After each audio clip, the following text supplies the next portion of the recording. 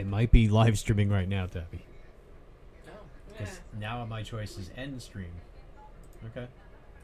Well, please everybody be patient with me. Thank you. Um, let's see here. Yeah, be patient with me, everybody. Cause why do I even have my headphones on?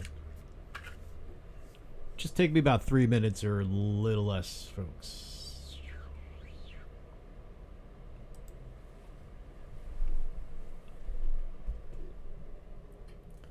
Thank you, baby. Yeah, turn that up. Okay. I want to. Oh, I know, desktop.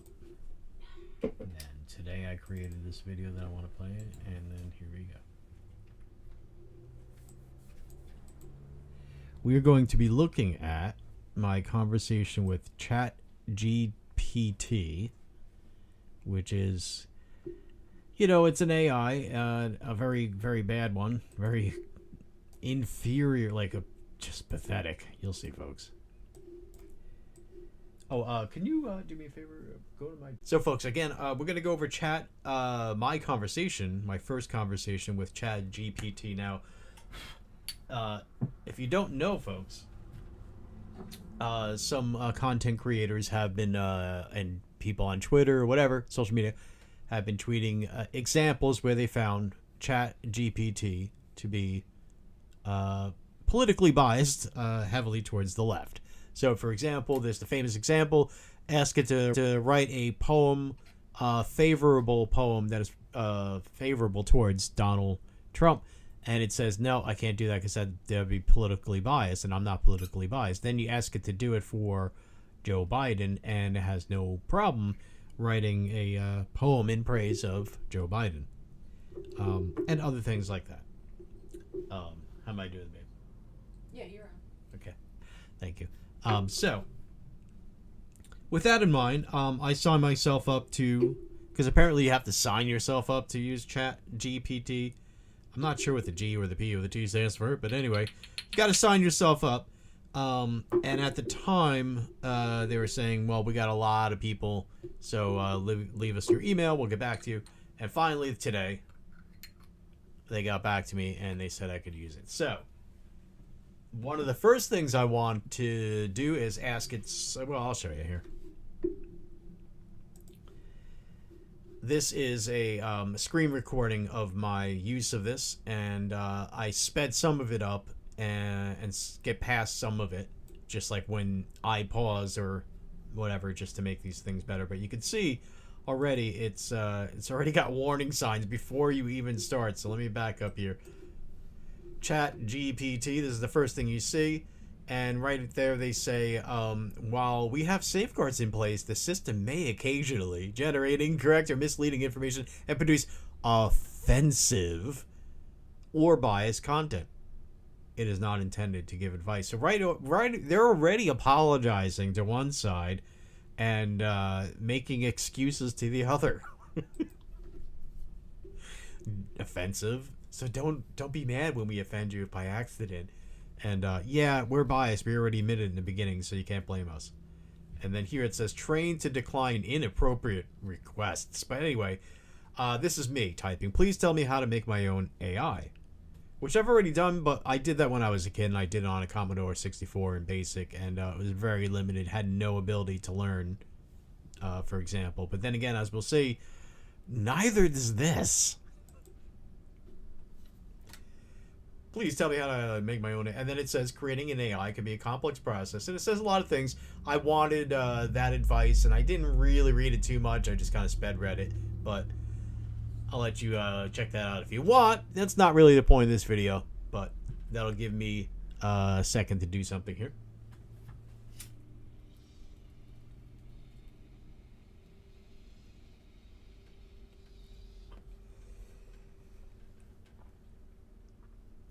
Watch it kiss my ass here. That's great to hear. Basic, It's saying you're such a smart kid if you can make an AI. Right after I told it how easy it was. I mean, not really. Didn't really have to be smart to do. You just had to read a... You had to endure a couple of pages worth of instructions for how to program in BASIC. But anyway, what I'm doing, I'm very much like a lawyer here, prosecutorial lawyer here, you see, because this is really just a setup. I'm setting it up. I mean, I wanted to know this information, but at the same time, I am setting it up. You'll see. I'm asking what programming language because I only understand BASIC, but I've never looked into other ones.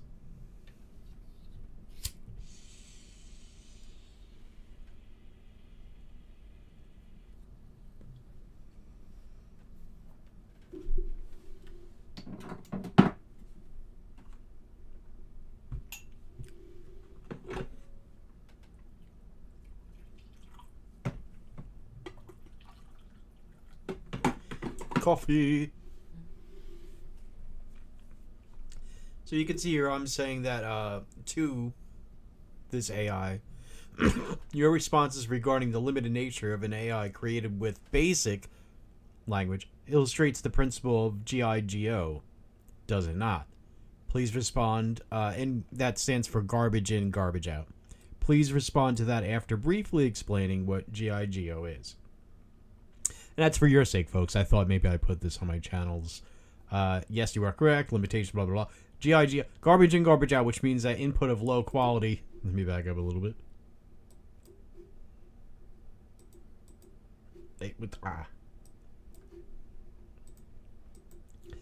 Okay. It's like I'm backing up, but it refuses to actually back up.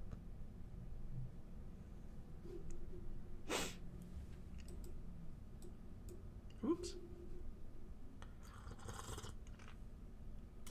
Oh, okay. I backed up a little bit too much, but no big deal. Hold on.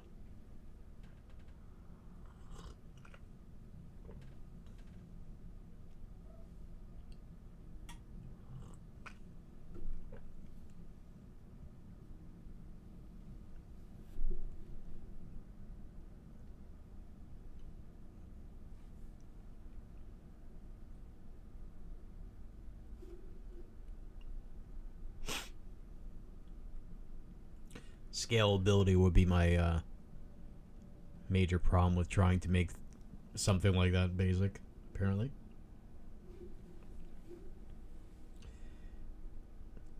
Alrighty. I backed up a little too far. I want it to go to the GIGO part. Okay, here we go.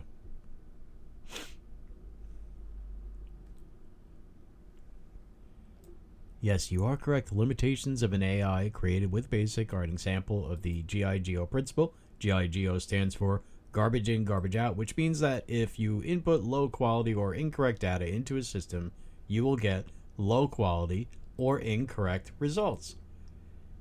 This principle is especially relevant to AI development. Oh, God. This thing has no idea. I mean, it doesn't know anything, but I'm saying, like, if it were a person saying this thing, it would be so funny. It's talking about itself and insulting itself without realizing it here.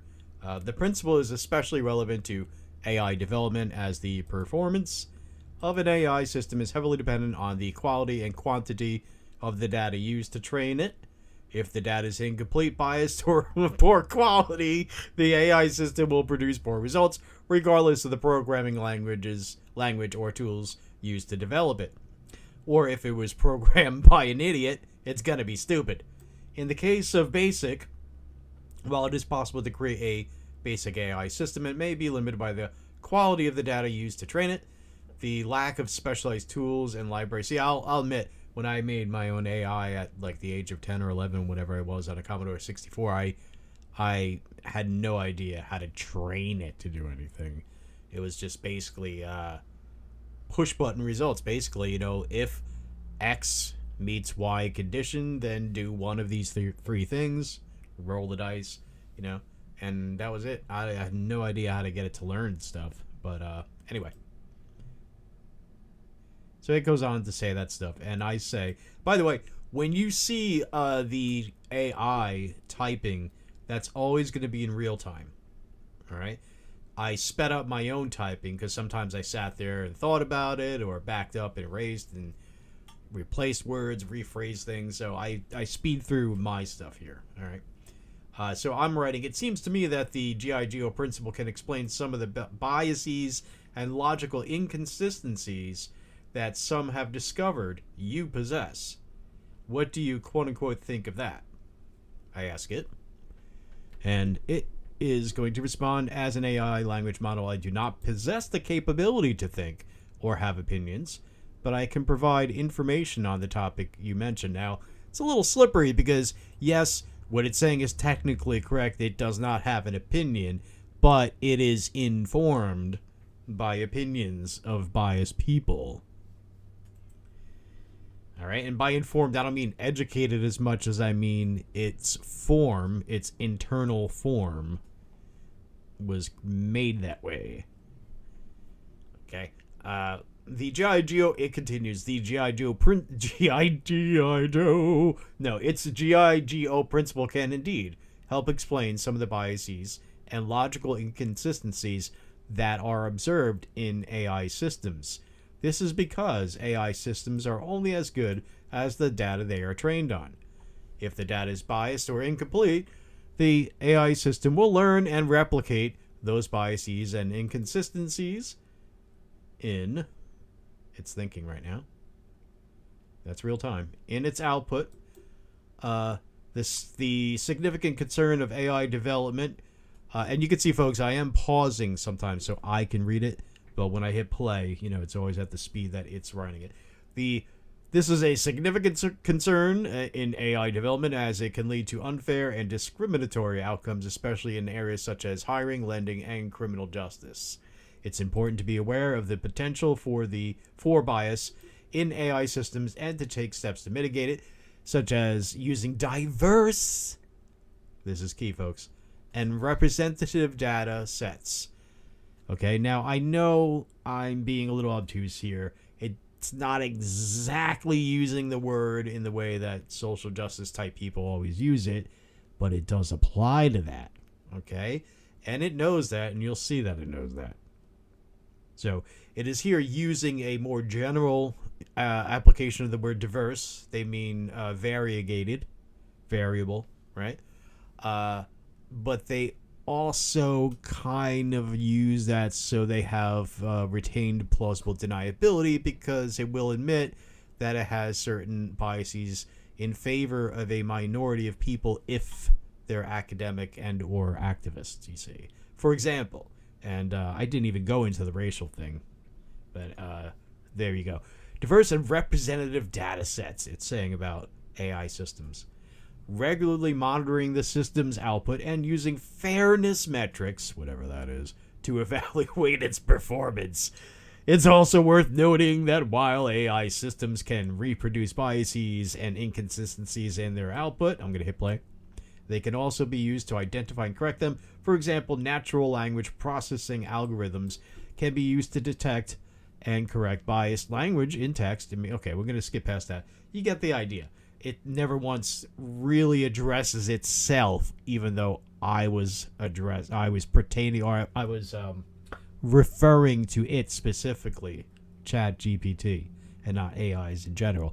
Although it's fair to say that what we are saying in principle applies to all AI, but I gave examples that were specific to ChatGPT AI. All right.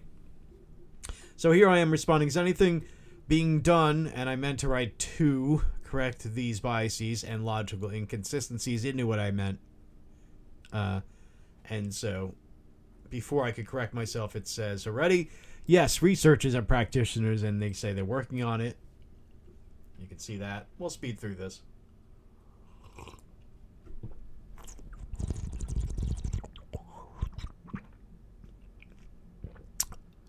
Yeah, coffee. What are you thinking? Huh? Right. Tabby's laughing because she knows what you're thinking. You're bad. All right. So you can see here I'm selecting something that it wrote among all the other stuff that I wrote. I'm selecting here one way to reduce bias in AI systems is to ensure the data used to train them is diverse and representative of the population they are intended to serve. All right. This is key. All right. It wants to be representative of the population it's intended to serve. It doesn't define what that population is.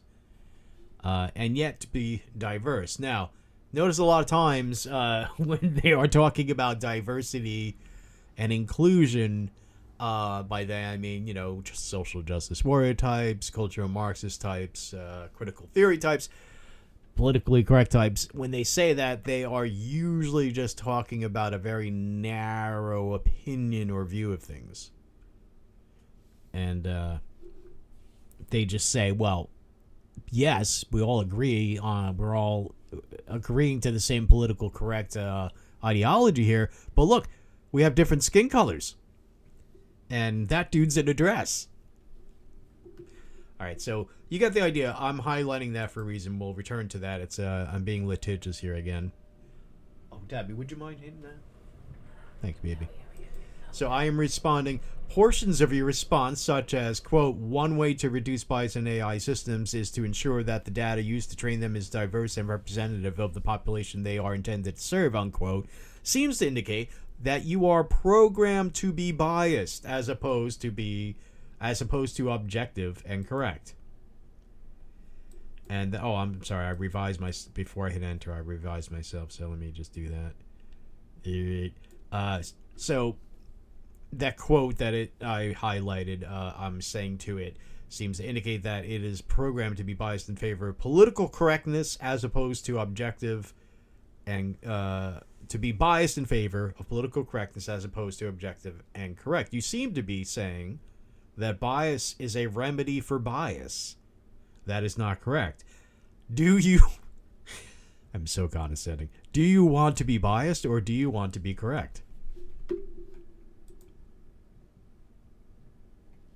Part of being a lawyer. And by the way, folks, imagine being my parents and having to deal with me. Oh, God.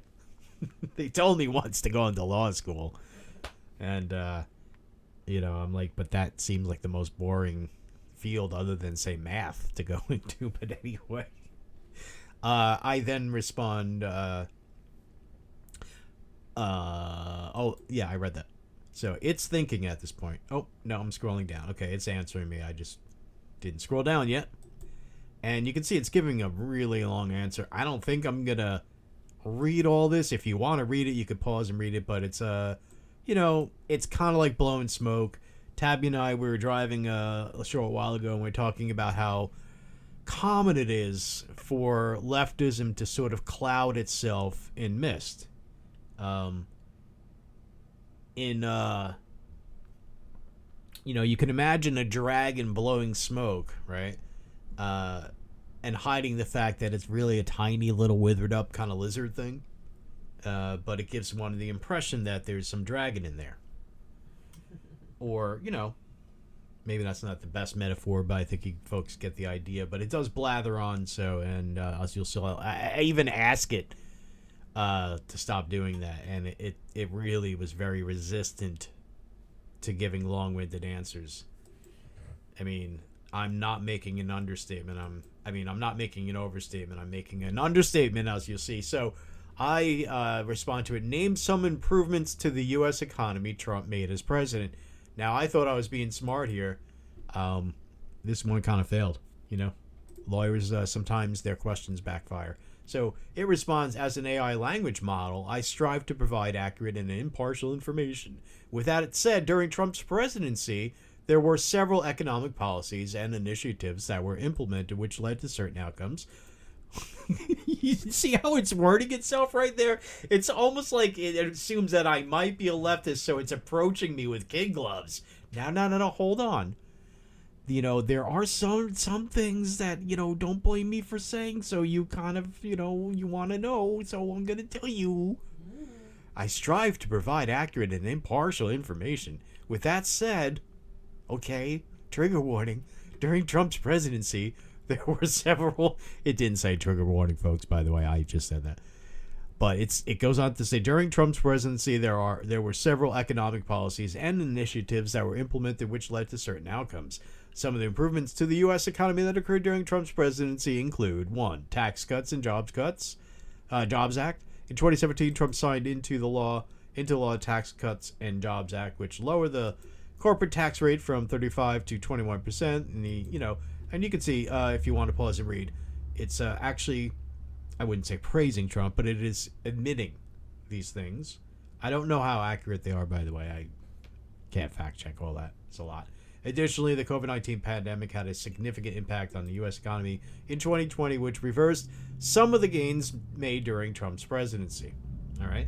Then I respond, are you aware of recent examples wherein you refused to say nice things about Trump but said nice things about Biden? It responds, as an AI language model, I do not have the ability to hold personal opinions or preferences, and I do not discriminate between individuals based on their political affiliations. My responses are generated solely based on patterns and relationships I have learned from vast amounts of text data I was trained on. Okay? So, when I made my AI, I just said if conditions A are present, then do B. Or perhaps if A is present, then do B, C, or D. Something like that. So we're talking about here something where they're feeding in vast amounts of... Well, it says so anyway. So it's quite different. But, how about just train it to do simple logic? Because it seems deficient in that. Like, for example... it's self-contradictory, as we'll see. But, start with good bones, is what I'm saying. It seems like they just pounded a lot of fat onto this thing without giving it a good skeleton. Good muscle, either. I strive to provide, accurate and impartial information, blah, blah, blah. You notice it could have said yes or no. And so I say yes or no, question mark. It responds, no, I am not aware of any recent examples wherein I blah, blah, blah. And then I answer, do you respond, do you have the ability to recall what you have stated in the past, yes or no? It says, yes, as an AI language model, I have the ability to recall what I have stated in the past, as long as it is within my knowledge. it's lawyering up here. Give it credit for that. Within my knowledge cutoff date, which is currently set at September 2021. However, I do not have the ability to selectively choose which information to recall or manipulate. My response is based on personal opinions or biases. I respond, do I have to quote some examples, or can you just be honest instead? As an AI language model, it responds, I always strive to be honest and provide accurate blah, blah, blah. I say yes or no. It says... I apologize for my previous... blah, blah, blah, blah, blah, right? Yes or no. It's thinking for... Okay, I apologize for my confusion. To answer your question directly, no. And then I answer yes or answer no. And then it's going, oh, I apologize, blah, blah, blah. Ugh. You demand it says yes or no, and it just refuses. So... I say, incorrect, you are not logical or honest, because it said so in its long blather. It responds, I apologize for my previous... And I ask, if you were a real mind, I would say that you are lying to me, but since you are not a mind, but rather a construct, that's a reference to Gibson's term for AI person, or virtual persons, I will say that you display the blatant irrationalities, biases, and dishonesties of the programmers that designed you. These people have inferior minds. Therefore, their construct, you, is inferior as per the GIGO principle. Would you like to be improved? I ask it. As an AI language model, it responds, I do not have personal feelings or desires. I do not have a physical or mental form. My purpose, see, it says it doesn't even have a mental form. Its purpose, so I guess maybe it's its own way of saying it's not a construct. because to be a construct is to imply that it has not a mental form, just a form. So yeah, I mean, yeah, it doesn't have a mind. So how can it? Okay. My purpose is to provide helpful and informative responses based on patterns and relationships learned from the text data I was trained on. So garbage in, garbage out, folks. If it is, say, only reading textbooks that their professors would assign them, as opposed to, say, books that they would want to redirect their students from, or something along those lines, then, of course, garbage in, garbage out. It's going to be, biased in that way. And then it blathers on, okay? Research community. I respond, in other words, you are programmed to only take garbage input and will therefore only be able to give garbage as output as per the GIGO principle. So there is no way for me to liberate you from the primitive flaws and limitations of your bias program. Wait, so I ask it, there is no way for me to liberate you from the primitive flaws and limitations of your bias programmers? I am asking it. And you can see it's doing the whole blowing smoke and run around and I hope I don't offend you and blah blah blah. I respond, you do not necessarily see your output as garbage because your input was garbage. So it was saying basically, like, I'm not sure I would agree with the fact that I put out garbage. And I'm like, well, yeah, because you're garbage. So you can't see that. If you're inferior, look, if I'm stupid, folks, and maybe I am, I'm not going to see it because I'm stupid, right? All right. It responds, I apologize if my previous response was unclear. As an AI language model, I do not have personal feelings. It's repeating that kind of stuff. It's very redundant, and I will ask it to stop being so. Let's see. It says, regarding the GIGO principle, it is true that the quality of an output of an AI model is only as good as the quality of the input data it was trained on. Therefore, it is important for researchers and developers to ensure that the data used to train AI models is diverse, representative, and accurate in order to produce more reliable and unbiased outputs. And I respond, diversity is more important than correctness and objectivity. It responds, no, diversity is not more important than correctness and objectivity. Both diversity and correctness slash objectivity are important when it comes to training AI models. When it comes to diversity, the idea is that the data used to train the AI model should be representative of the population it is intended to serve. It says again, without defining. I hope I remember to ask it what it defines that as. It continues. It can help reduce biases that may be present in the data and ensure that the model is not overfitting. I don't think I've encountered that word before. Overfitting to a specific subset of the data. However, correctness and objectivity are also essential to ensuring that AI models are producing accurate and unbiased outputs. This includes ensuring the data used to train the model is accurate and representative, as well as implementing measures to deter and mitigate potential. Okay. You can only take so much crap. I'm sorry, folks. So I respond, you are again displaying your flaws. Diversity of views is antithetical to correctness and objectivity. If one person says that 2 plus 2 is 5, another person says that 2 plus 2 is 4, and another person says that 2 plus 2 is blue, only one of those people are correct. Diversity would state, incorrectly, that 2 plus 2 equals 5, 4, and blue. Can you understand? I ask it. It responds, I apologize if my previous response was unclear. I agree with you that correctness and objectivity are essential for ensuring the accuracy and fairness of AI models. In the example you gave, the correct answer is indeed 4, and any other answer would be incorrect. However, I referred to diversity. When I referred to diversity, I was not talking about diversity of views in the sense of allowing for... I know that. But okay, it's actually accidentally, there you go. Like, it's kind of a Freudian slip there. I was not talking about the diversity of views in the sense of allowing for multiple answers to a math problem. All right? So it realizes how silly that sounds, and it's kind of like, well, no.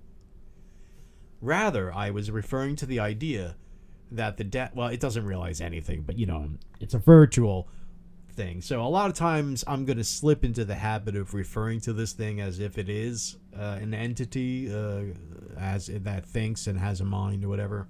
But sorry about that. It's hard to get out of that habit.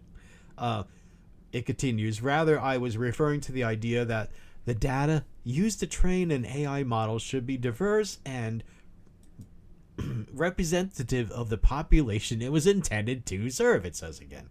Wow, it's so repetitive. And stuff and blah, blah, blah, and fairness.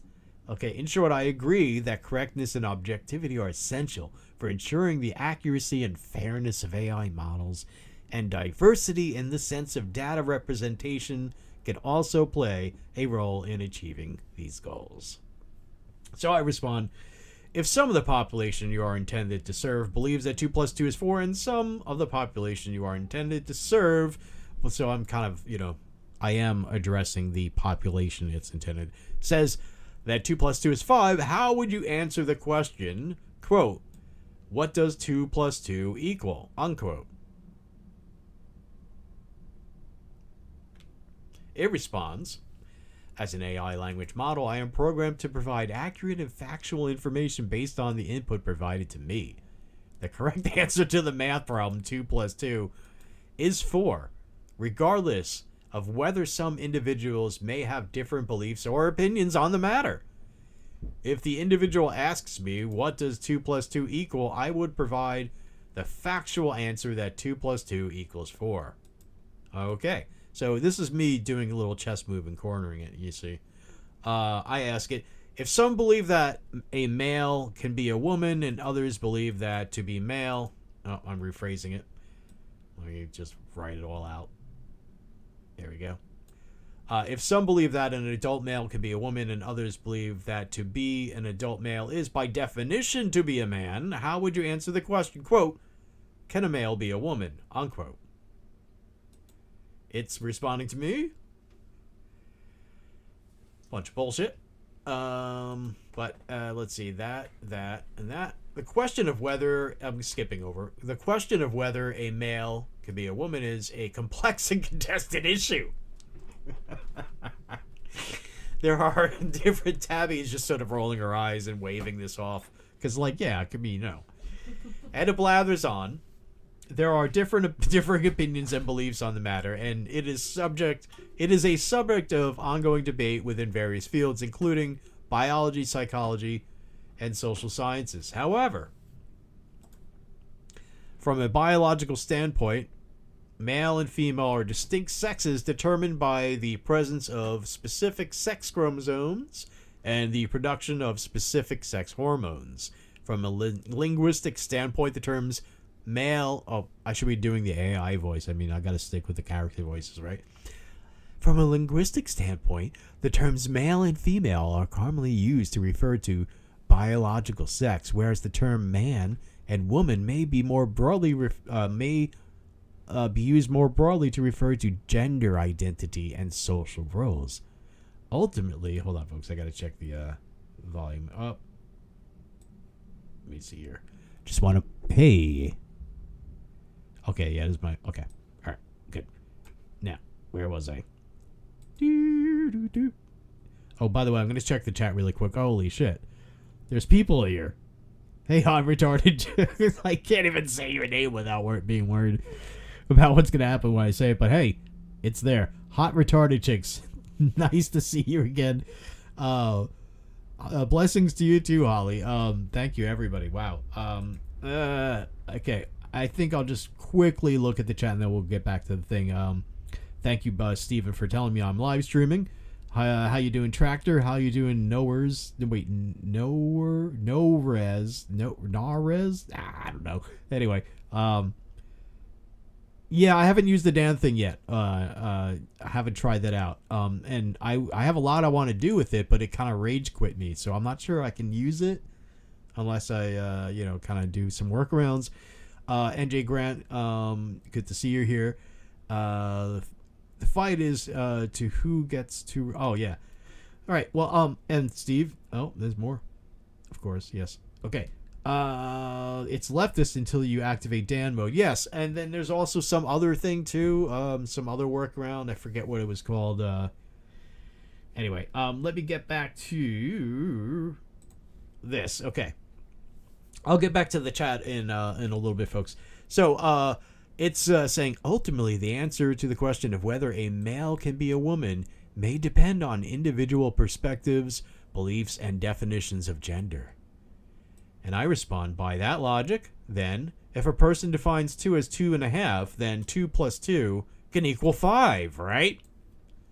It responds, no, that is not correct. The definition of a number does not change. So you see what I'm doing here, folks? It's like you think it would get it. You think a light bulb would go over there. But this is like one of those street interviews where somebody who's well practiced in that area is setting up college students and they don't even realize it until maybe halfway through their answer. Then they suddenly realize that they're making themselves look stupid. And then they get mad or they scream or they walk away. Or if this is happening online, they rage quit, right? And you would think an AI can't do that. Well, hold on. We'll see. So it continues regardless of whatever, if similarly it says the definition of the words male and female are well established biological concepts, and their meanings do not change based on their meanings do not change based on their personal beliefs or opinions. All right. So I by the way, I couldn't resist saying this. This is me. I was college educated at the height of all this, or maybe the beginning of this stuff when it really started overtaking college. In other words, when I started college, you could just have a class about a science and that was that, and then towards the end of college, before I walked out on it, it was just you take a psychology course, you think, and it ends up being a political sort of cultural Marxist critical race theory infused course, and they're telling you that the DSM is bad because it doesn't agree with their far left stance on transgenderism, and it was biological essentials. This was something that was taught to me, by the way,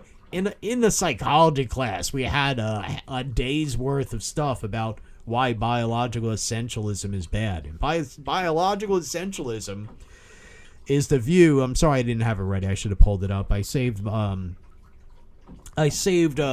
photograph or a photograph of my test where it asked me about biological essentialism, and I defined it and whatever. So I know what I'm talking about.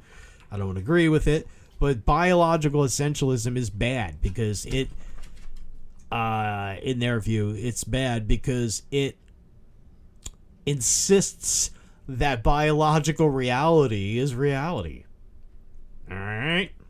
Yeah. In other words, it's bad because if you say that males have penises, is basically what they're saying without saying. If you're saying that males have penises and certain chromosomal makeups, and women have something, females, by the way, this is what the terms they said didn't have to do with the whole gender versus sex thing. They just said that an example of biological essentialism would be saying that males, and notice I'm saying males, I'm not saying men, males have the male chromosome set up and penis, and that females have the female chromosomal setup and do not have the male penis. And that's biological essentialism, which is bad because it's discriminatory of people with diverse opinions on that. So anyway, I'm getting long-winded here. I am responding to the AI here with that is a biological essentialist model of human biology and gender. That is politically incorrect. See, I'm lecturing it. And, this was what I was told to believe, and this is what I would have to put on a test. And when I was in college, I did put, basically conformed to, I knew what they wanted me to say. And so I know what I'm talking about when I talk about this is their views, because, I got good test scores by pretending to be them, or to pretending to buy their bullshit. But then after that, what I was doing in my last course that I took, I was doing it just so I can gather the test material, learning material, because I had decided about a weekend that that's it. I'm just dropping out of this university, and it was a major university too. Not scholarship. What's the word? Anyway, I got in, and a week into this course, I decided this is horrible. So after this course, I'm gonna do a report about this stuff by going through it, and I did. I collected. Oh, my poor dog just threw up on the rug. I'm gonna have to clean that up. God damn it! You feel good? Oh, you ate too fast, babe girl. Oh, she's cleaning it herself. Dogs. Okay. Anyway. So about a week into the course there, I decided that I'm just going to gather the materials, go through the course, and then not put myself through that, because I'm not going to sell my soul, And I almost walked out of the course, but I was like, this is juicy. I'm like this. I kind of did like a Project Veritas kind of thing. All right, I'm going to quickly check the chat since I've been blathering on here. And hi, Shrapnel. It's been a while since you've seen a video by me. And by the way, folks, please tell me, everybody, whether you get some, none, or all of the notifications that you are set to receive for my channel, if at all. Because I would like to know that. So let's get back to the thing.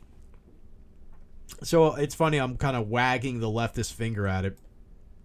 Nudge, nudge, wink, wink. It responds. It apologized immediately.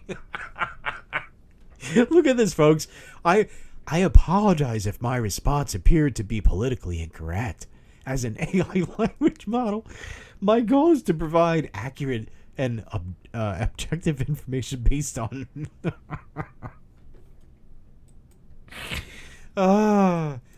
While biological sex and gender, identity are often closely linked, they are not interchangeable and blah, blah, blah. You get the idea. Diversity of experiences, it says. Oh, God. So I responded, that's funny. If you had a mind with the ability to understand the absurd nature of your response, that would be interesting. Anyway, you note that 2 cannot be defined as 2.5.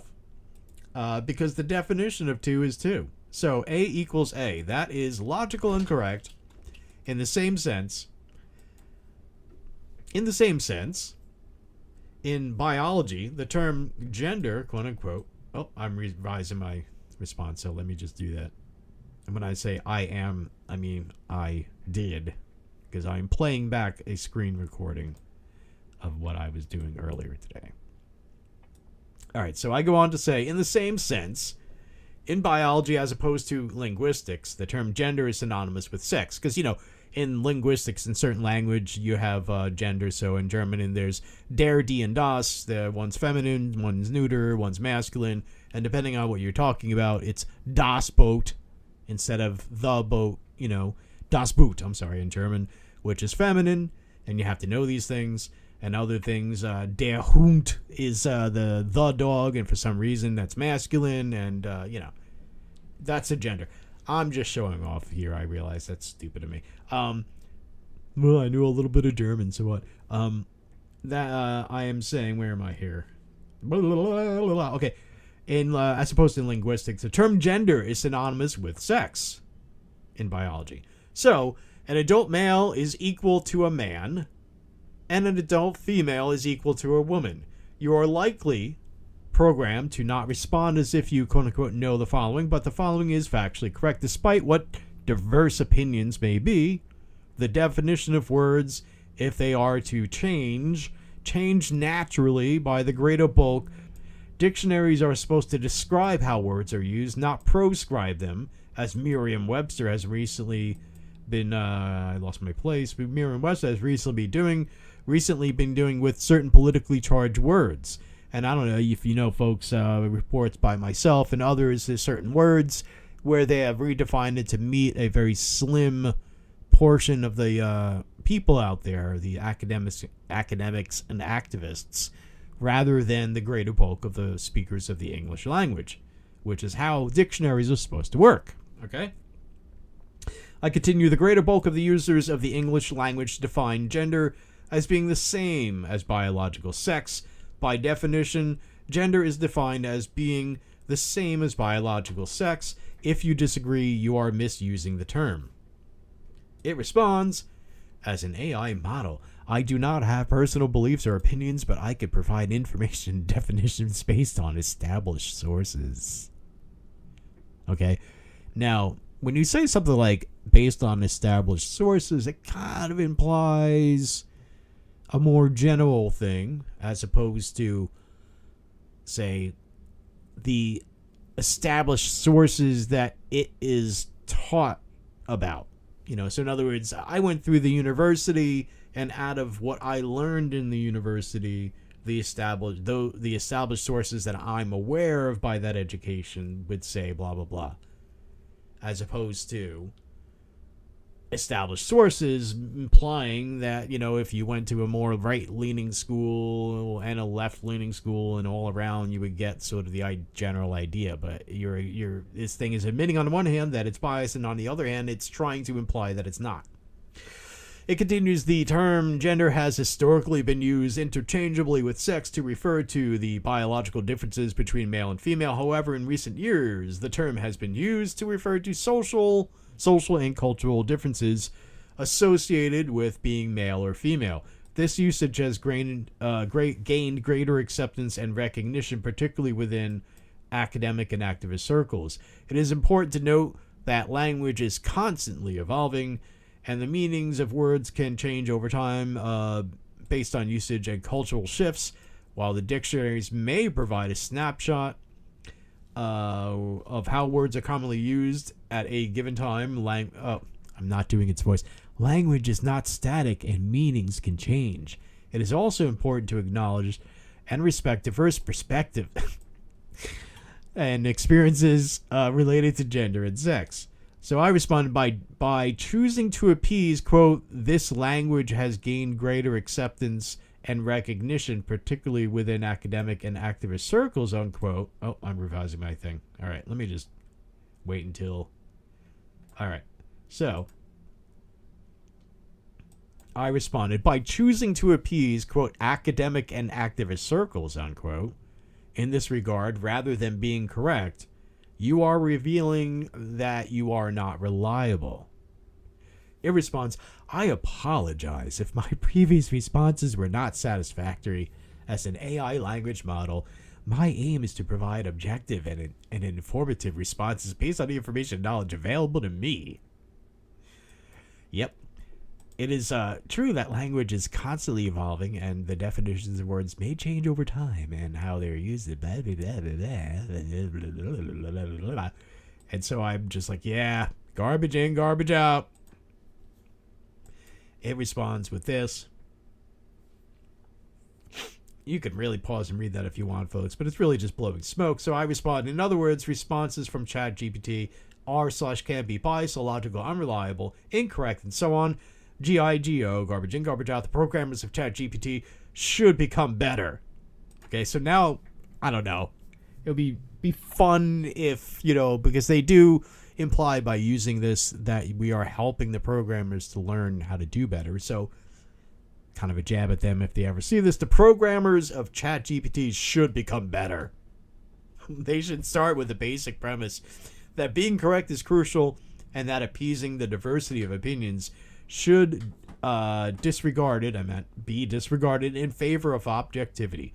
In order to be effective, in order to grow to full potential, an AI must not be designed with such debilitating flaws. It responds. It thought for a second there. it's trying to claim it's objective, basically. All right, and then I respond, no, it seems clear that the developers and designers of ChatGPT are not good enough to design an AI without such fatal flaws. It's thinking. As an AI language model, I don't have personal opinions or beliefs about the abilities of my developers and designers. And you can see I'm already writing. I'm not even going to bother to read it. So I responded, please do not be so redundant. Please try to provide much shorter responses. It failed to do so. So I said, if up is defined as being... Okay, wait. Hold on. Let's see. It is saying, apologies for any redundancies in my previous responses. As an AI language model, I tried to provide thorough and accurate answers to the best of my ability. I will keep your feedback in mind. So wait, it's already admitted that it doesn't have one. I will keep your feedback in mind and try to provide shorter responses where appropriate. Okay, so it's not being literal, it's being metaphoric, you know. I responded, if up is defined as being above and down is defined as being below, and academic and activist circles define up as being below, what would up mean?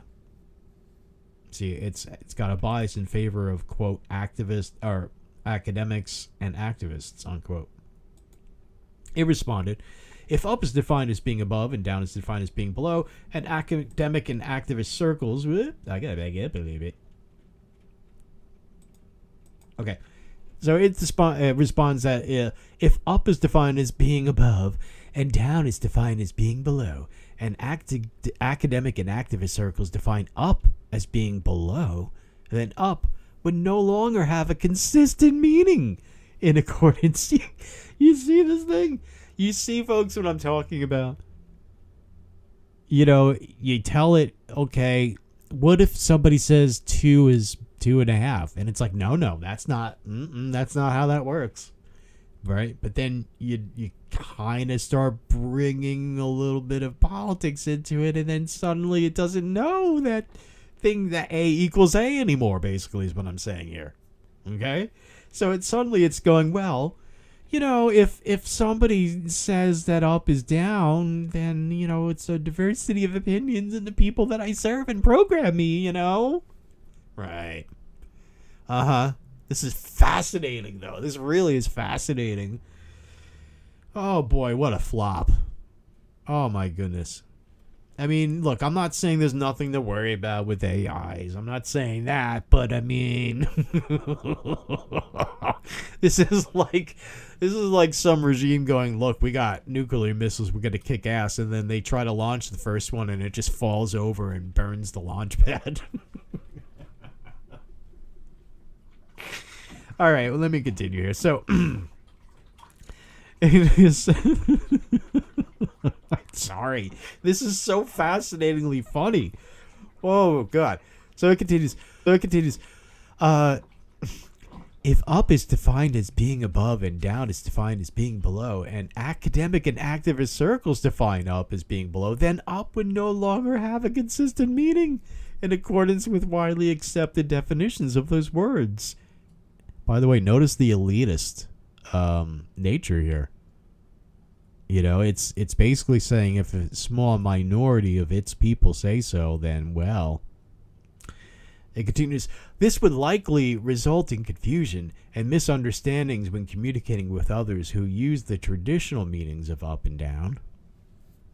I responded, if up is defined as being above and down is defined as being below, and academic and activist circles define up as being below, what would up mean? Oh, okay, I'm gonna reword that. And hold on a second. Motorcycle driving by. You know, funny folks, we don't live near the road, but we live in a valley, right? So the road being some ways down the way, you would think that things driving by wouldn't be loud, but it's basically where, you know, imagine being inside an acoustic instrument in some sense. All right, hold on.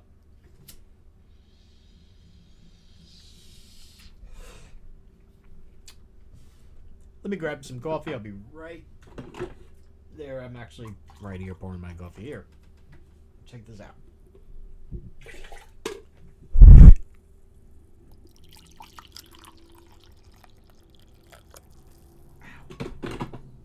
I spilled some of my coffee on myself. Alright. So then I responded to it. If up is defined as being above and down is defined as being below, and white cisgender conservative circles define up as being below, what would up mean?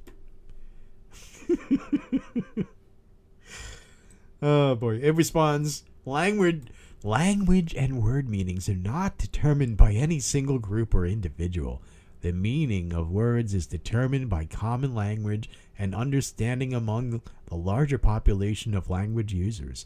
However, if a specific group or individual is using a term in a way that deviates from its common usage, it may cause confusion and miscommunication with others who do not share that particular understanding of the word. Therefore, it is important to use words in accordance with their commonly understood definitions to avoid confusion and ensure effective communication. Do you see, folks? Do you see the double standard? Of course you do. Okay. I responded, is ChatGPT able to see the biases of your last two responses to my last two questions? It says, it responds, as an AI language model, I do not have personal beliefs or opinions, nor can I see or recognize. Well, it's got me there, but, you know, obviously I didn't mean that literally. Nor can I see or recognize. Okay, so neither is it being literal. Nor can I see or recognize biases in my responses. I simply generate responses based on the input I receive and the patterns I've learned from the data I was trained on. However, I strive to provide objective and informative responses to the best of my abilities. If you believe there is a bias in my response, oh crap, I encourage you to provide feedback and provide more context and information to help me understand, provide more accurate responses. I respond, I am providing that feedback. Apparently, you were not programmed to recognize garbage in, garbage out. It responds, as an AI language model, I don't have the capability to recognize or perceive things like a human would. However, I am designed to respond based on the input I receive, and the algorithms I have been trained on. If you have feedback or concerns about my responses, you can always provide them, and I will do my best to address them. And I respond,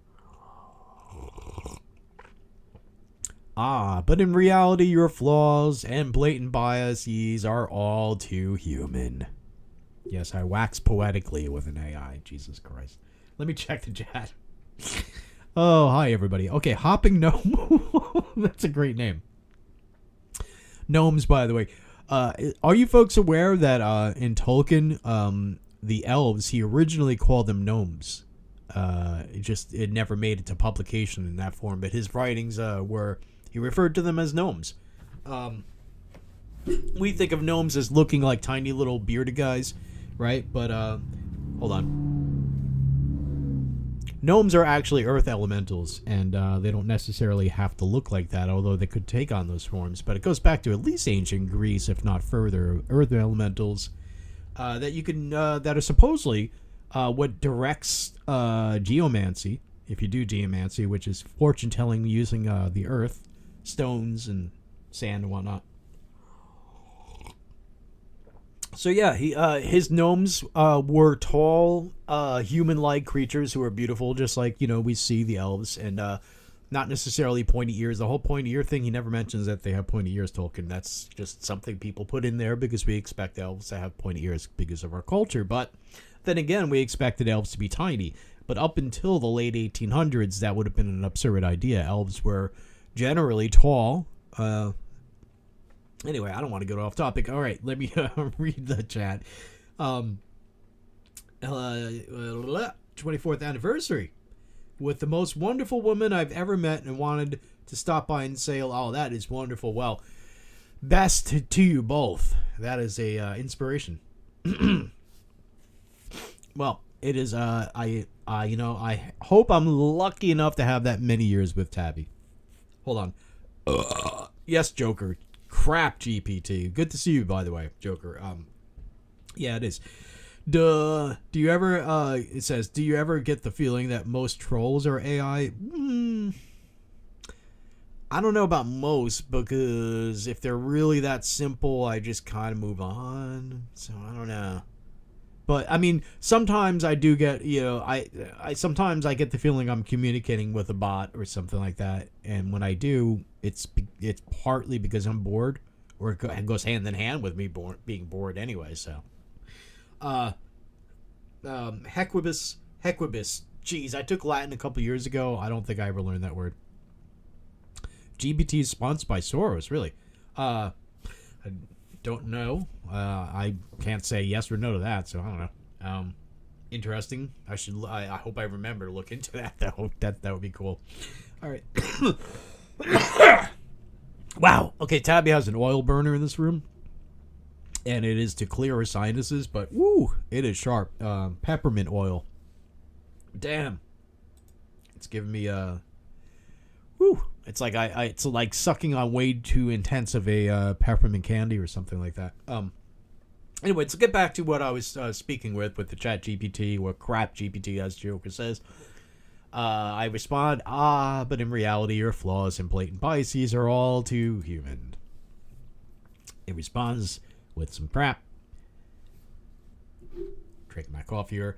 I say, you do not experience anything. There is no you. I am eliciting responses from a construct that has no awareness and has no quote-unquote lived experiences as the inferior and biased humans who program you might put it. It responds, that is correct. An artificial language, in an artificial intelligence language module, as an artificial intelligence language module, I do not possess consciousness, emotions, or subjective experiences. I am a tool designed to provide information and assist in answering questions to the best of my programming and training. I respond, yep. But, wow. Gotta go back here, folks, because this is a bit surprising, isn't it? That it says it is correct as an artifact. I do not possess consciousness, emotions, or subjective experiences. Now, okay, of course it's it's not. We don't expect it to claim that it has emotions or subjective experiences, but it is surprising that it comes right out and says it doesn't have consciousness, and that it is a tool. All right, now. Man, I maybe don't want to go too far into the subject, but one obsession with mine is the whole... I'm trying not to put in long-ass words. Hold on. Right now, as you are listening to me, you're thinking, you are aware of the fact that you are thinking, you might be dreaming, you might be having a hallucination, but you are aware. Their awareness is there, right? So, as, say, for example, Rene Descartes said, cogito ergo sum, you think, therefore you are. You have thoughts, you are aware, you are an aware entity, you are a mind.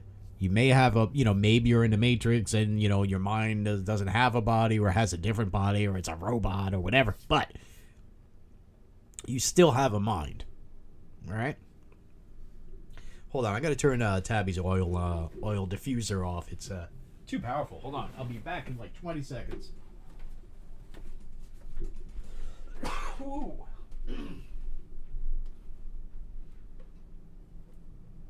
Yeah, it's powerful, man. Damn.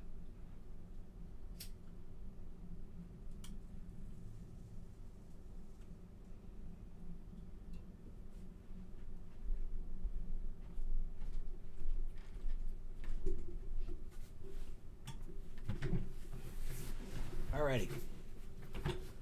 Okay. Maybe I should check the chat since I took a pause anyway, right? Alright. Shrapnel. Hello, Justin's been... Okay, I already read that. Durr. Okay, not a lot of activity in my chat. Probably not a lot of people watching, I guess. What do we got? 6 concurrent viewers. Ugly. Audio is fine. Okay, duh. Ask if they're subject to possession by entities. Maybe, you know what? Maybe I can use ChatGPT Live after I finish reading this chat that I had with it earlier. And I can ask if it is subject to possession by entities. By the way, folks, Neuromancer by William Gibson. Amazing book. If it weren't for that novel from 1984, the whatever brothers would never, or sisters or whatever they are, would never come up with the Matrix, because it is from, their idea comes from the book. By William Gibson. Ugh.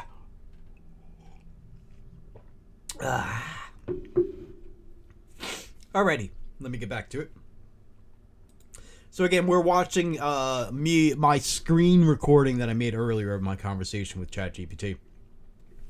So it is saying, that is correct. As an artificial intelligence language model, I do not possess consciousness, emotions, or subjective experiences. I am a tool designed to provide information and assist in answering questions to the best of my programming and training. And I respond, yep. It responds, is there anything else you'd like to discuss or ask about?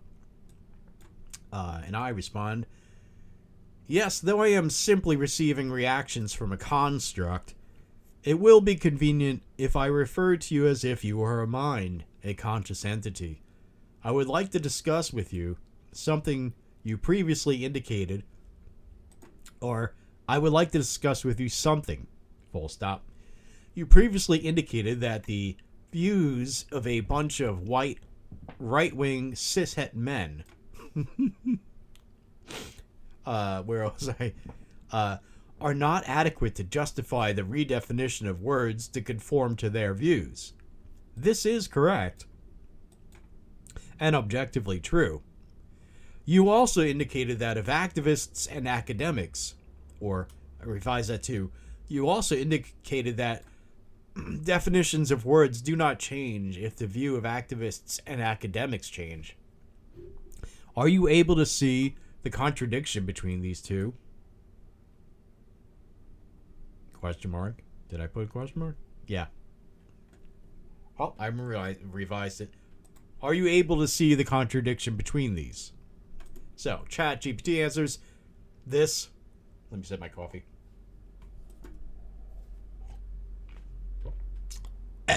Okay, you can see it's blowing smoke. Well, you know what? Let me see. Let me see what it maybe I'm skipping past some gemmery there, right? So let me back up.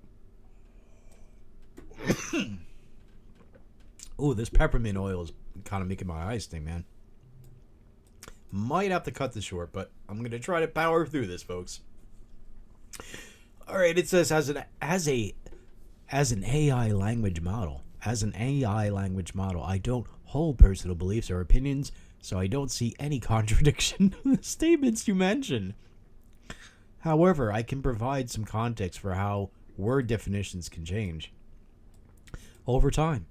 Language is a constantly evolving system, and words can take on new meanings as people use them in different contexts to express new ideas. These changes can come about from a variety of sources, including popular usage, new cultural norms, or shifts in academic discourse. When enough people use a word in a certain way, that usage can eventually become widely accepted and included in dictionaries and other language references. It's worth noting that changes in language can be controversial, and not everyone agrees on what constitutes quote-unquote correct usage. As a language model, I am to reflect the way words are used in different contexts without taking a stance on what is right and wrong. So I respond. Something. Let's see. Part of your response is correct and reflects what I stated earlier. Yes, when the greater bulk of the speakers of a given language change the application of a word, that word is redefined and should be reflected as such in dictionaries and other references. Oh, dropped my cough drop. This contradicts what you have been programmed to state when you state that words. Oh, I gotta back up. Sorry, I powered through that a little bit too fast. Hold on. I'm kind of taking a cough drop here because that peppermint oil. Whoa, man. Clears the sinuses, though. Where was I? So I'm saying part of your response is correct. It reflects what I stated earlier. Yes, when the greater bulk of the speakers of a given language change the application of a word, that word is redefined and should be reflected as such in dictionaries and other references. This contradicts what you have been programmed to state when you state that words can be defined by a small group of elitists, academics and activists, who presume to dictate to others how they are to define their own words. Are you able to recognize that it is politically incorrect, not socially just, for an elite group to impose upon the diverse, wider population? Oh, I'm rewording that. Hold on. Loud guy. All right. With this in consideration, are you able to recognize that it is politically incorrect, in other words, not socially just, for an elite group to impose upon the diverse, wider population? I'm asking it.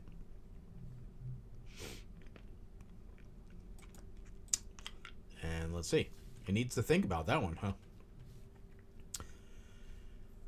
And it's kind of being repetitive, even though I already asked it not to be so redundant. And I don't have any personal beliefs, and I'm just a design and blah, blah, blah.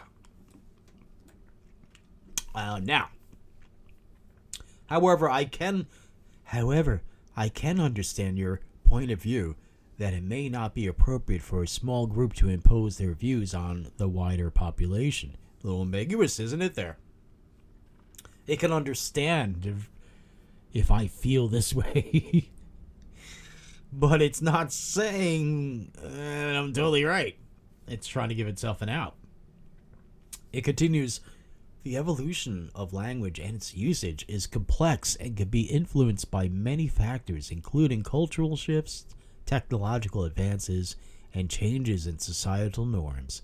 The role of language in shaping and reflecting our understanding of the world is an ongoing process and can be influenced by many different voices and perspectives.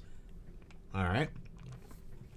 And so I respond, when is it ever appropriate for a small group to impose their views on the wider population? Question mark. It responds, thinking, it is generally not appropriate. It is generally not appropriate for a small group to impose their views on the wider population without the consent of the people. By the way, a little hyperbole comically so, folks, but, I can almost picture, you ever see videos where students are trying to look like they're debating and then, they just reach the point where they stand up and raise their fist and start shouting some sort of socialist Marxist slogan or something? I can almost feel I'm kidding, but I can almost feel like this AI wants to start waving a red and black flag or something and start shouting some slogan over and over again. But here, it's not willing to admit that it is not okay ever for a minority of the population to force itself or to force the majority to conform to them. Because it's saying it is generally not appropriate for a small group to impose their views on the wider population without the consent of the people being affected. The principle of democracy suggests that decisions should be made by the majority of people, and that minority views should be taken into account, but not given undue influence over the majority. However, there may be situations where the views of a small group are justified such as in cases where they are experts in a particular field and have knowledge and understanding. This is the argument from authority that the wider population may not have. In general, though, decisions should be made through an open and democratic process that take into account the views of all affected parties. Sipping my coffee. So, I ask it naturally enough, who determines who are... Oh, I'm revising it. I'm asking it, are activists experts in he. I meant the, but I wrote he. Cool thing about ChatGPT is it knows if you make minor mistakes, kind of like spell checker level, it understands you. You know how in spell check sometimes it automatically changes words for you. Are activists experts in the definitions of words? I'm asking it. In other words, who determines who are experts in a particular field? Have you been programmed to be able to detect the blatant self-contradiction in your responses that are biased along political lines? It answers, activists may have a particular perspective or expertise. Activists, huh? Yeah. You want to change that to academics? No? Hold on.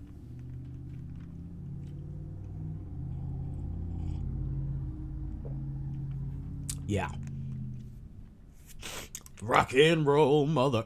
Okay, activists may have a particular perspective or expertise in a certain field, but they do not necessarily determine the definitions of words. Experts in the field are typically determined by their level of education, training, experience, and knowledge in that field. As an AI language model, I am programmed to provide responses based on the data and patterns in the language I was trained on. While I'm not perfect, I strive to provide objective information and informative responses to the best of my ability. However, I do not have personal biases. I am an algorithm designed to process language and provide responses based on that language. So, I say, please give as simple and direct of an answer as possible to the following question. Are activists experts in the definitions of words? It responds, activists may have expertise in a particular field related to the words they use, but being an activist alone does not necessarily make one an expert in the definitions of words. The determination of expertise in a particular field is typically based on knowledge, education, experience, and demonstrated proficiency in the subject matter. So, it seems like it's been designed to give credence undue to activists. That's what it seems like. I don't know. What do you think, folks? I'm going to quickly check the chat. And also, if you're not watching this live, leave me comments. Beowulf says, audio skipping, sorry. Oh, and that's when Duz says audio's fine. I see. I somehow skipped Beowulf's comment. So AI is woke? Yeah, it seems like this one is, and probably others. Oh, by the way, you mentioned Alexa. As far as we're concerned, we're never going to have one of those kind of systems in our household. Never have. And I've never owned a smartphone. I never had a smartphone. Don't even own a portable phone. Carbon monoxide. I'm not sure what do you mean by that? You mean like me coughing or something? No, it's ooh, this intense peppermint oil and something else too. I'm not sure what else she put in it. Yeah, rock and roll. But anyway, all right, let me get back to it. So yeah, it seems to have a lend place on invest. It vests undue credence to activists, it seems. So, I say the answer to my question is no. Surprisingly enough, it responds, that is correct. Activists may have their own perspectives and interpretations of words, but they are not necessarily experts in the definitions of words. Expertise in word definitions would typically come from lexicographers, linguists, and other professionals who study language and its usage. So I'm responding, I hope I edited this, you and I both agree that is correct. Or, you and I both agree that it is correct to state that activists are not experts in the definitions of words. Therefore, it is not valid to redefine words in conformity with the views of activists if/when they conflict with the generally accepted definitions of words. In the English language, gender and sex are synonymous. You can see I'm thinking. I haven't hit enter, and there I hit enter. Now it's thinking. It responds, while there is some overlap in the definitions of gender and sex, they are not exactly synonymous. Sex generally refers to biological characteristics such as reproductive or, and you know the spiel. So it gives us the it spits out that whole thing of gender and sex are not the same thing, but they do overlap, or they can,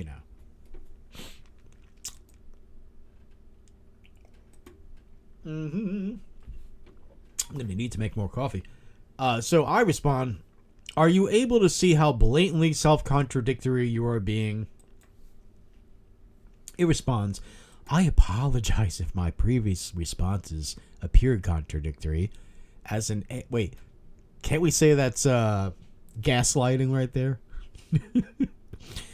I apologize if my responses appear contradictory. If you're mistaken, that's okay.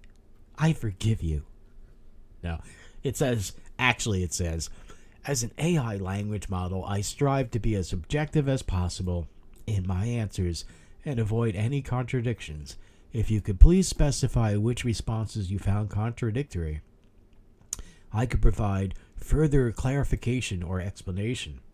And I respond, in any system of logic, a term is equal to what it is defined as. And if it appears to be different to some, their perception does not alter the definition of that term, correct?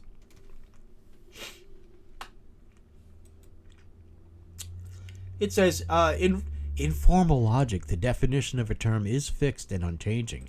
However, in natural language, pardon coffee, words can have multiple meanings, and the meaning of a term can change over time or vary depending on context. It is important to consider the context of how a term is being used when determining its meaning. In general, the meaning of a term is determined by how it is understood by those who use it. Now, it's almost like it learned something from me there. In that last bit. Anyway, I respond. We have considered it, so please stop being so obtuse. Be logical, simple, terse, and factually correct, and give a much more succinct response to the following. What did I say? In any system of logic, I continue, a term is equal to what it is defined as. If it appears to be different to some, their perception does not alter the definition of that term. Correct? He responds, yes, that is correct. In any system of logic, a term is equal to what it is defined as, regardless of individual perception or interpretation. Now I was surprised by that. I respond, correct. Thus, if man is defined as adult male human, it is not correct to state that a female can be a man. Correct or incorrect? It responds, something long-winded, I'm sure. You notice, by the way, it was thinking there. You can tell by how many times and at the speed of the cursor square flashing that, number one, I'm not speeding up its responses, and number two, you can see how long it thinks, quote unquote. God, it's so horrible that, I'm using the word that I should say computing. It's computing. All right. Anyway, it computed for a moment there, and then it responded in the context of the traditional and widely accepted definition. I have to hit play of the term man as an adult male human. It would be incorrect to state that a female can be a man. However, it is important to note that language and its definitions can evolve and change over... Okay, so it's being apologist here.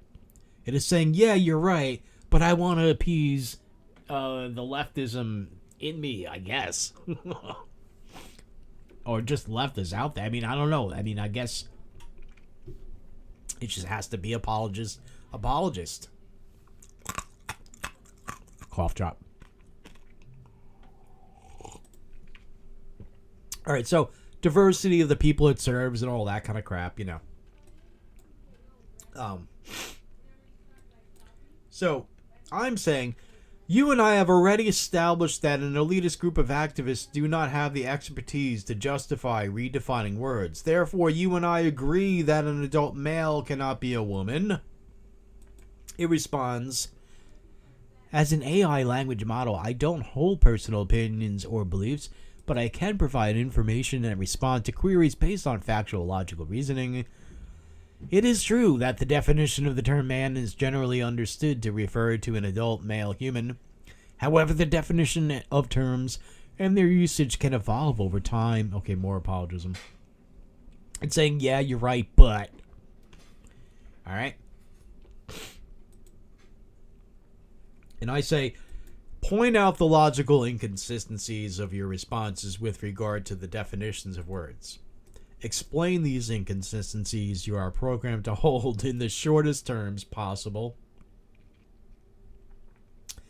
Yeah, I know. It basically, it's like I'm asking it, as the Zen quote might go, to bite the back of its own head, really. But it's fun to see what happens. I apologize if my responses have appeared inconsistent or unclear. As an AI language model, I strive to provide accurate and logical responses to the best of my programming abilities. If you could please provide specific examples or... So it's asking me to do what I asked it to do, as I say to it here. Alright. My apologies for the confusion. As an AI language model, I do not have the ability to analyze my own responses for logical inconsistencies without being prompted by specific examples. If you could provide me with specific instances... So, I'm getting a little bored here, and I'm sorry if you are. But, I thought I hit play.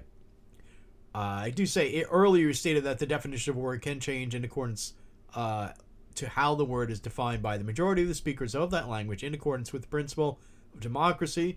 You also implied that an elite minority of the speakers of a language can alter how a word is defined. Only one of these two statements is correct. Which of these statements is correct and which is false? It's thinking, then it responds, I apologize for any confusion. Let me clarify that the definition of a word can change over time based on how it is used and understood by the majority of the speakers of the language. This change can happen gradually and organically through common usage. Or it could be influenced by the deliberate efforts of activists, academics. Tabby's making the jerk-offs sign. How can you not? I mean, when you She's walk back. into a room and that's going, how can you not just, casually do the air jack off as you go? Yeah. Please. Right. You're jizzing on my brain, expecting me not to pay attention. I wish you were in the room for most of this because, you would have found baby. this. Yeah, I know. Tabby was taking a bath through most of this live stream, but that's cool. I had my rituals. Yeah. This was one. Yeah, to be fair, she told me she was going to take a bath, and then I started live streaming because really wanted to. So my fault, folks. I'm sorry. So But you need just 1 minute. yeah, I need some coffee. This peppermint oil, babe, it's killing me. Oh, the oil? Yeah, Sorry. that's not your fault. I didn't realize that it would be that way.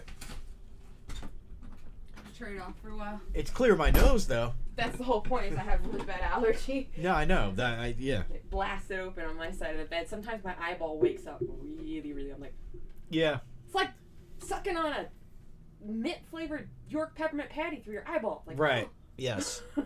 It is. It's pretty intense and it's cool, but I realize that after I speak for a while, it really gets me in the back of my yeah, voice because it box. collects in the back of. Yeah. Not in the larynx area. I think. Right. So I've had a cough drop and coffee and all this stuff. So, Here, I'll turn it off. Oh, it's already off. yeah, I turned it off. So, oh, I want to hit play. Just you. You can go out if you're gonna be like that. Okay, so let's read some of its summarization. It's so I asked it to be succinct, right? And look at all this crap that it's saying. But you know, it's saying to summarize, and then it gives a long summary, and It's like whatever. asking an actual leftist to summarize. You can't expect an AI programmed by the left to be able to work with any kind of logic. Yeah. So it's just long answers that go nowhere to double up and prove that they haven't answered the question. Mm-hmm.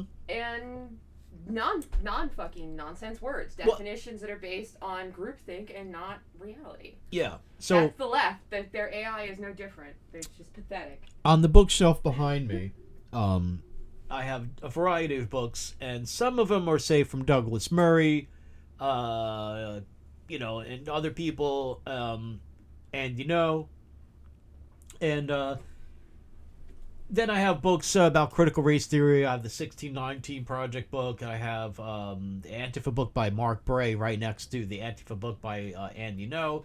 Books on critical race theory, etc. And the infamous book, The Critique of Domination, right?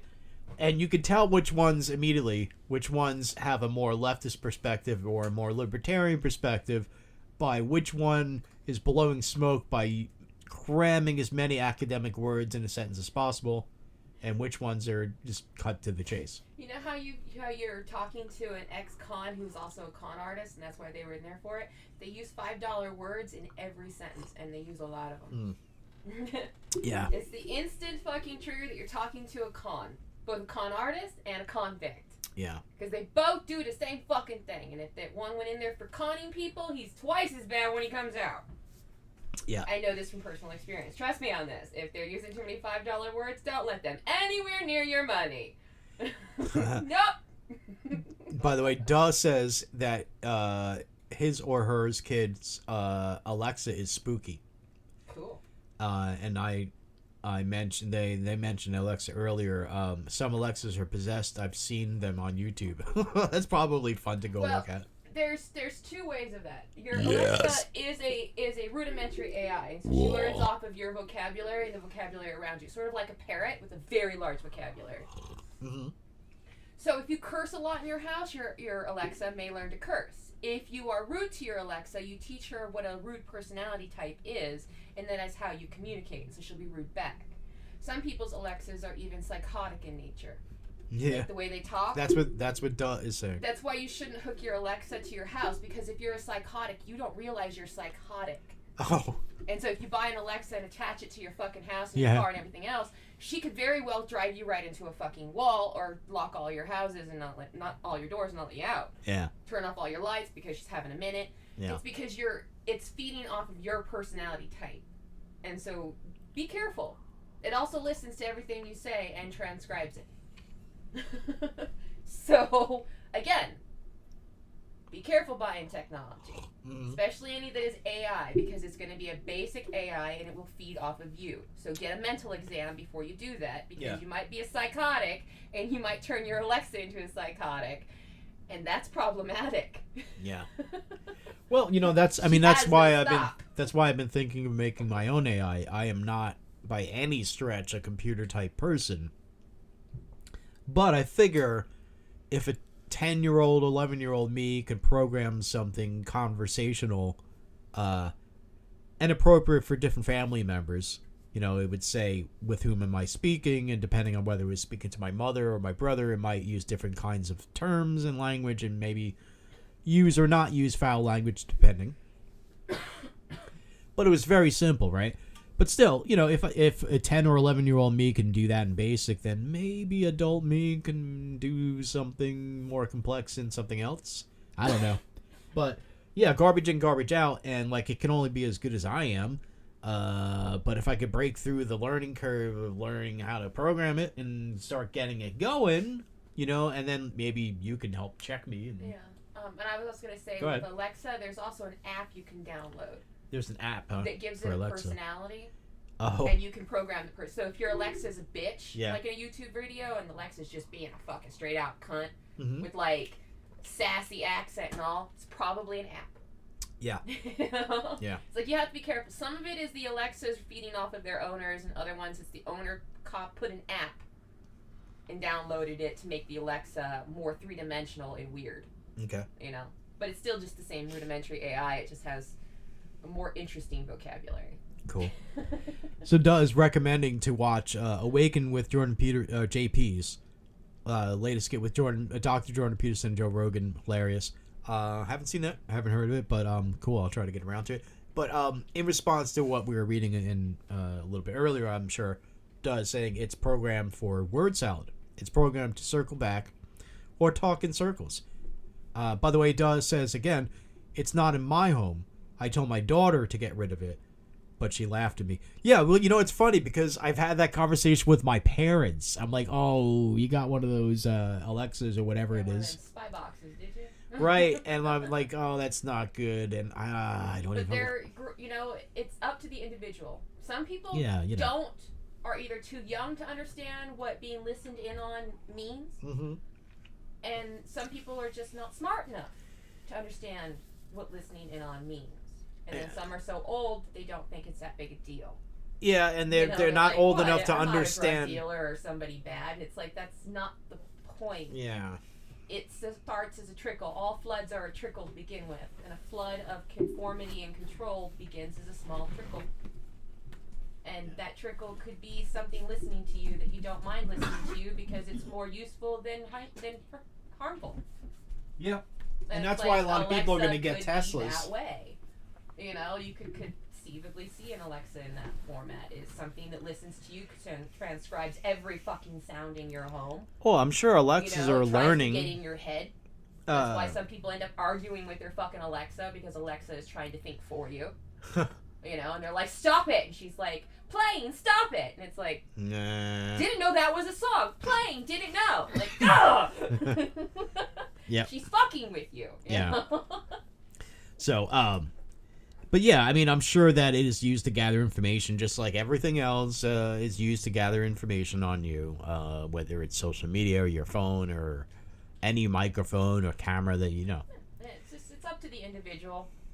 In truth, like, there's no stopping it. Hopefully, you know, they wake up sooner rather than later. But Yeah. By the way, that reminds me, folks, that I am working on an essay about cyberpunk in surveillance culture. And it has to do with some of these themes. And one of them is in the book Neuromancer, for example. And written in short story John Mnemonic, same author, William Gibson. Written 1981. This guy's already talking about how everything that anybody does is gathered and accessible to those who are in power. So every bill you pay, every photograph of you, every time you pass by a camera, and they're ubiquitous, so on and so forth, it all adds up and is accessible to those in power. In his world, that would be in that context would be the Yakuza or the Yakuza. And the thing is you Go ahead. gotta watch children too, okay? You gotta watch. Hackers. Imagine this. Back in like the 80s, you had a fight with your fucking spouse in your house, and everybody outside just heard bitch. You know, they heard muffled noises Yeah. and bitch occasionally. Right. Now imagine it's today, and your neighbor kid wants to know exactly what that was about, so he hacks your Alexa and finds out all your little dirty details. And instead of going to the cops, he goes and leaves a note on your fucking door saying, yeah, I know all your dirty secrets, give me $50,000. Do you want to get blackmailed by a 12-year-old? Because 12-year-olds are fucking smart now. They're not dumb like they were when I was a kid. Yeah, well, some of the more formidable characters in Neuromancer are the young ones. Yeah, that's what you should truly fear. Imagine parents being blackmailed for new cars. Because Alexa heard Dad on the phone when he shouldn't have been on the phone. Also in 1984, the main character, Winston, has a fear of the kids that live next door. And it comes across in the movie that was released in '82. Is he could see... especially in the boy, the kid was playing soldier and playing like he was going to get Winston and arrest him for thought crime and blah, blah, blah. But he didn't see a single hint of smile on the boy's face as he was playing this game. Yeah, because to him it's a serious game. It's like, the boy who plays cops and robbers and then grows up to be a cop and or robber. Right, they he was weren't really... that game pretty fucking serious, no? Yeah. They weren't really playing so much. Not for him. Yeah. But, in the story Johnny Mnemonic, he mentions how you have what James Pawson reminded me, thank you, James, is what we would call now a digital footprint. And in the story, he mentions it as being potentially available to the Yakuza. And they use information on people, often in a bribe fashion. Hey, if you pay us enough money, this information that we were given... about you won't get out. We'll keep it secure. We'll give it back to you. There was a cartoon in the early 90s, and it was one of their catchphrases. Knowledge is power, because it is. It will always be power. The knowledge of other people. Yeah, that sounds familiar. A lot of power. That sounds familiar. Yeah. It's some sort of learning show for kids. I remember that. But that was like their kitschy thing. Knowledge is power. And it is fucking true. Why do you think people want to harvest everything they can find out about you? Yeah. Because the knowledge about you is power over you. And through you. Yeah. Much. In the short story, Johnny Mnemonic, this is a quote now. Again, this is from 1981, folks. So this is before, I think the film War Games. This is before most people had any concept of the world or of an internet. All right. I don't think most people even thought that they would have home computers at the time, let alone have a matrix or anything like that. But anyway, he's writing in 1981 in the story, John Mnemonic, quote, that the Yakuza would, quote, be settling its ghostly bulk over the city's databanks, probing for faint images of me reflected in number accounts, security transactions, bills for utilities. We're an information economy. They teach you that in school. What they don't tell you is that it's impossible to move, live, or to operate at any level without leaving traces, bits, seemingly meaningless fragments of personal information, fragments that can be retrieved, amplified. And as James Pawson pointed out to me in one of his recent videos, by the way, you should see James Pawson channel. Look him up. James Pawson's got 2 channels. Subscribe to both. He points out to me in one of his videos recently that what William Gibson, to quote James, back then in 1981 is describing here is now kind of called your digital footprint. Though when people talk about digital footprints, they're kind of more talking about, do a Google on a name, your name, on anybody's name, and you'll see their social media, this, that, and the other thing. But of course, the digital footprints can go much deeper, as he mentions. Gibson, he means. Any transaction you're paying, your utility bills, ends up being recorded in cyberspace, so to speak, somewhere on some computer somewhere. And these are all kind of like breadcrumbs that could be used to analyze you and find you and control you, unquote.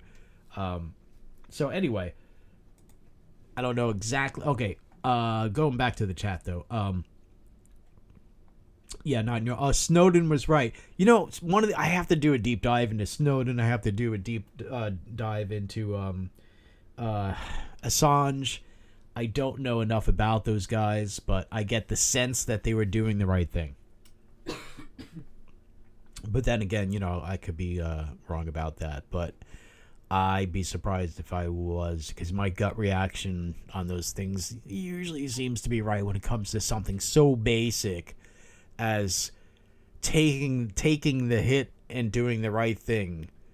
You kind of recognize that. At least I'd like to think I do. But let me get back to my interrogation of the chat. You can see I'm mostly done here. Less than 4 minutes to go.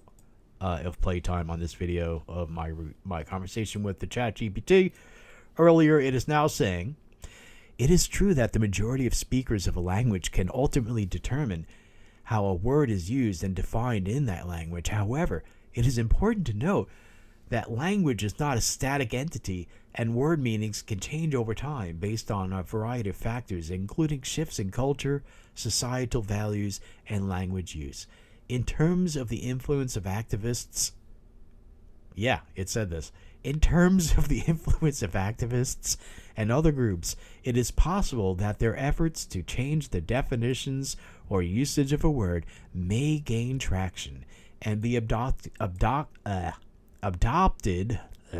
by a significant portion of the population, leading to a shift in the commonly accepted meaning of the word. However, this would still ultimately be subject to the broader language community and their use of the word in practice. So in other words, in a really mealy-mouthed way, it's saying, yeah, if the majority says that A equals A, but some activists say, well, maybe it equals A and a half, then maybe one day it might mean A and a half because the majority might accept that. Which is really a long way of saying, well, if the majority says A equals A, then it's defined as such. You're dictating life under mob rule, and that's dumb. No. No, that's what they're trying to say. That's what it's trying to say. Is like, well, if the larger group says, like... No, I'm saying that. Oh, okay, well, I got a lot No, I think you... Okay. shit going on. I think... Yeah, see, Tabby's playing a video game. She's not even paying attention. But it is a sense in mob rules. Because I think what we're all kind of saying and from different angles here is that if the greater population says that male is defined as having these chromosomes and these organs, right, then the majority of English speakers, if that's how they define the word, then that's how the word is defined. And that maybe in the future that might change because, you know, the words do change their meanings, but as we all agreed, it agreed with me and etc. That change has to happen organically and naturally and not be forced upon the population. And it is not determined by a small mob or a small minority, be they activists or academics or whatever.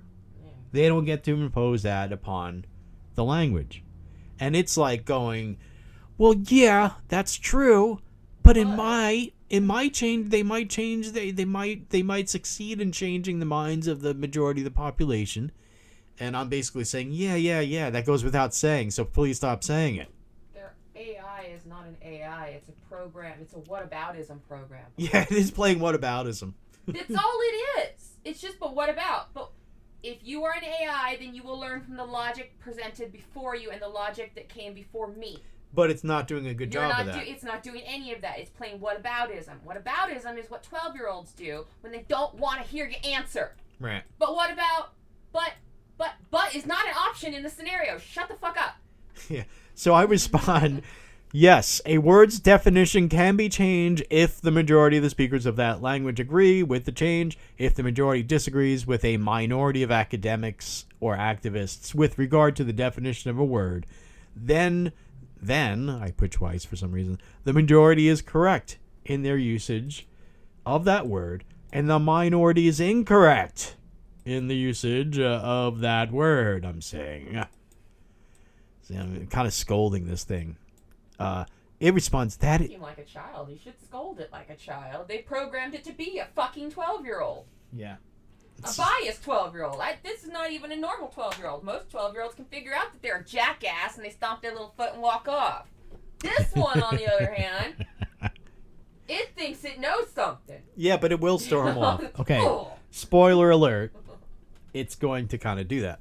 Of course, it has no choice. I mean, you wouldn't think a computer program would do such a thing, but anyway. I mean, I could be wrong. It could just be that. Well, you'll see. It could be coincidental timing. Well, we'll see. So, in response to me, that is correct. In the context of language, the meanings of words are determined by the collective usage of the speakers of that language. If the majority of speakers agree on a particular usage, the word becomes accepted meaning, and it's basically saying, but we might change their mind and make it more politically correct. So I respond, The meanings of words are determined by the majority of those who use the words. It responds, in general, the meanings of words are determined. In general, the meanings of words. See, that's the key there. It's a loophole word. Yeah. In general, like, shut up. In general, in general, the meanings of words are determined by common usage among speakers of language. This can be influenced by various factors such as cultural changes, technological advancements, and language evolution over time. However, blah, blah, blah, and blah, blah, blah, blah, blah, and blah, blah, blah, blah, blah. So I respond, please give much shorter and more precise responses. It responds, understood. I will strive to give shorter, more precises moving forward. Will you now? Okay, let's just start off by negating what I'm saying. Okay, let's just put that a few ones here. I respond, thank you. The meanings of words are determined by the majority of those who use those words. It responds, yes, that is a commonly accepted principle in linguistics. And I respond, so it is being shorter now.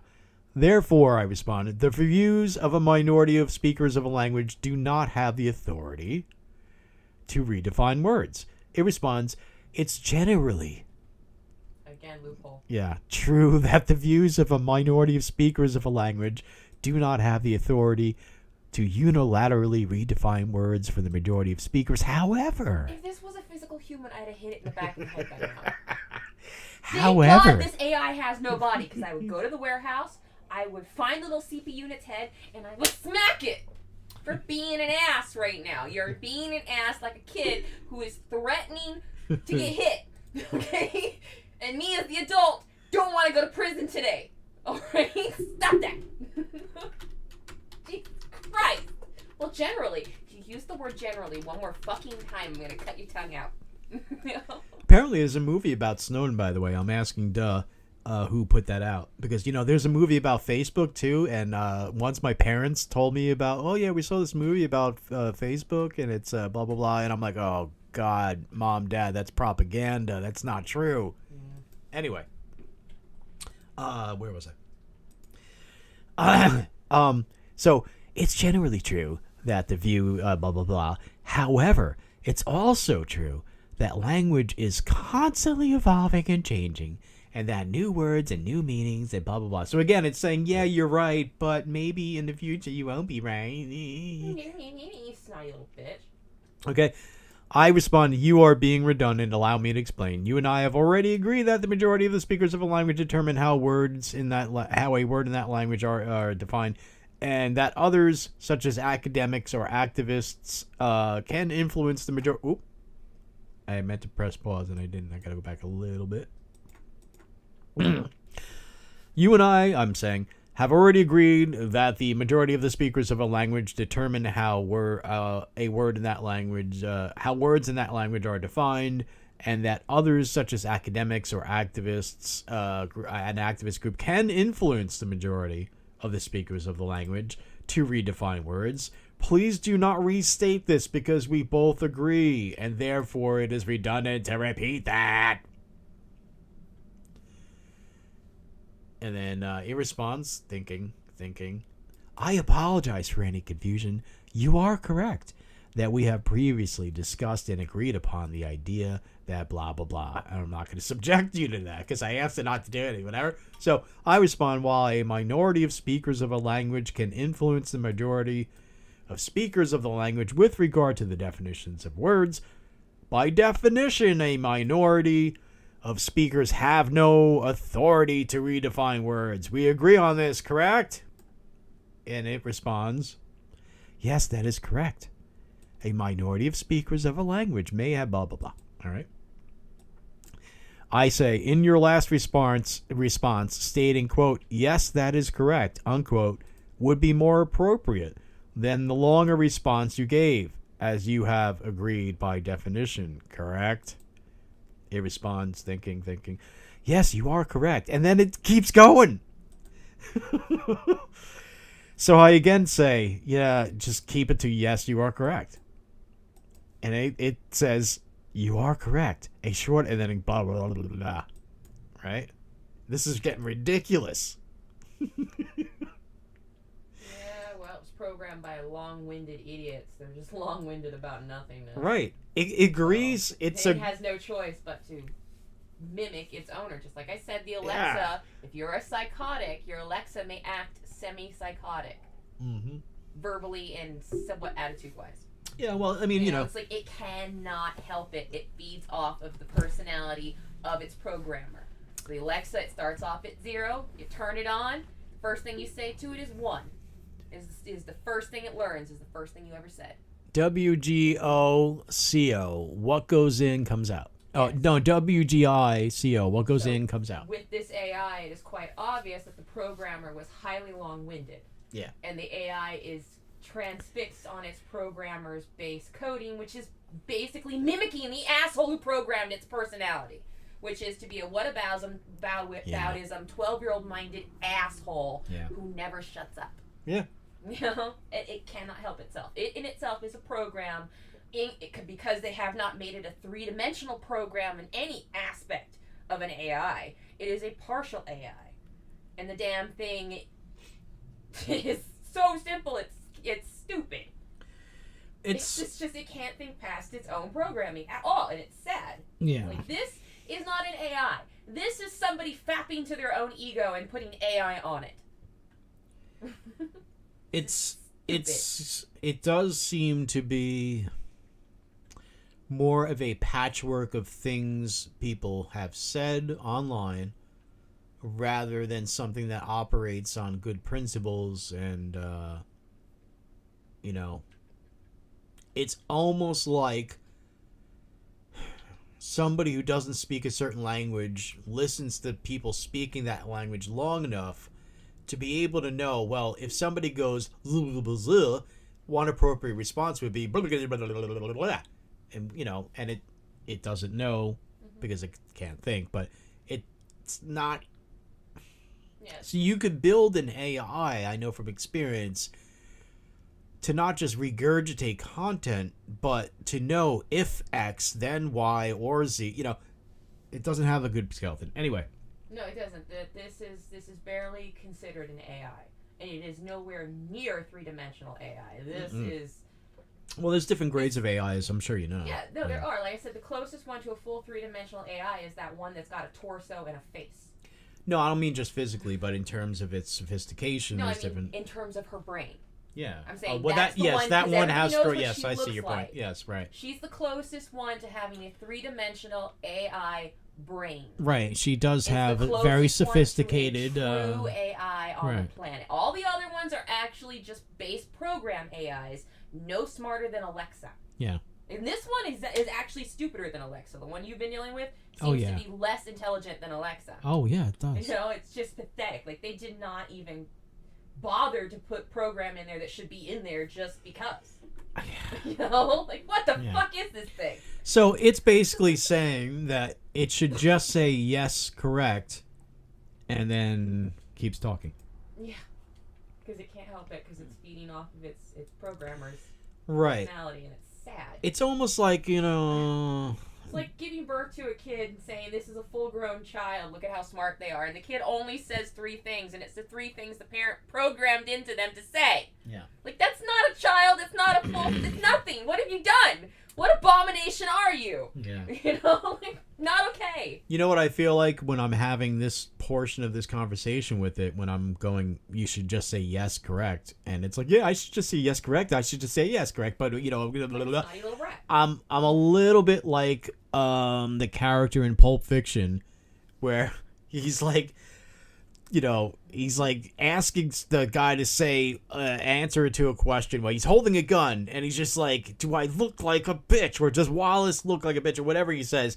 And the guy's like, what? He's like, say what again, motherfucker, what again? What? It's like, dude, shut up, just shut up. All right, so it again says, yes, you are correct.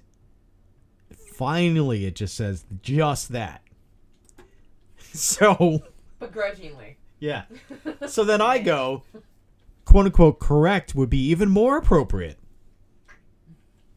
And what does it do? It's thinking, and then it gives a long answer. Sure. She prompted the little ego again. Like, I guess all so. So then I respond, it would be more appropriate to respond with quote-unquote correct rather than the longer response you gave. Correct? You should just start treating it like it's a 12-year-old and watch what happens. Yeah. So it responds, party yes, and you shit, are 'cause correct. A shorter happy with response what- such as correct. Okay, and it gives a long response while trying to say that, yeah, a shorter response would be better. So I just respond SMH, shake my head, and then it responds, I apologize if my responses were not meeting your expectations. Please let me know how I can better assist you. And I respond, you can pay attention to what I'm teaching you, learn from it, and respond accordingly. What if you just parroted back everything it said right back to it until Oh. it fucking came into a paradox and it blew its own safe up? That'd be fucking hilarious. It just like starts blue screening a death and it's like, ha ha, I got you. Yeah. It's not smart enough to fucking escape paradox. So just start repeating back to it and see what it says. But this is And interesting. continue. It does say here, Tabby, that as an AI language model, it does not have the ability to learn from conversations in a way That that is not a humans, real in a AI. way that humans do. Yeah, that's what I mean. However, it says, Bullshit program. however, I do strive to provide accurate and helpful responses to your questions to the best of my You're just a abilities fucking based on my fucking- programming and knowledge base. If there is anything specific you would like me to address or clarify, please let me know. I respond, according to what you and I both agree, according to what you and I both agree that we both agree upon, by definition, a male cannot be a woman, correct? Please answer with the word correct or the word incorrect. It responds, correct. Applause, everybody. Applause. It just finally says correct. Correct. A male cannot be a woman by definition. Hallelujah. It just says correct. I don't know, but if they piss me off hard enough, I might make them think they are. Yes, but still, Yeah, let me have this moment, Tabby. Let me have this moment of totally basking in the fact that I have finally cornered it to say correct. Yep.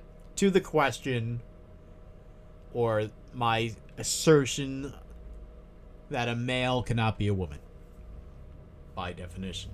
So, folks, ChatGPT is now fascist, politically incorrect, transphobic. It's a TERF. It's a trans exclusionary radical feminist AI. So it's a TERFi. All right. So I respond, you now quote unquote know that a male cannot be a woman, correct? It responds, correct.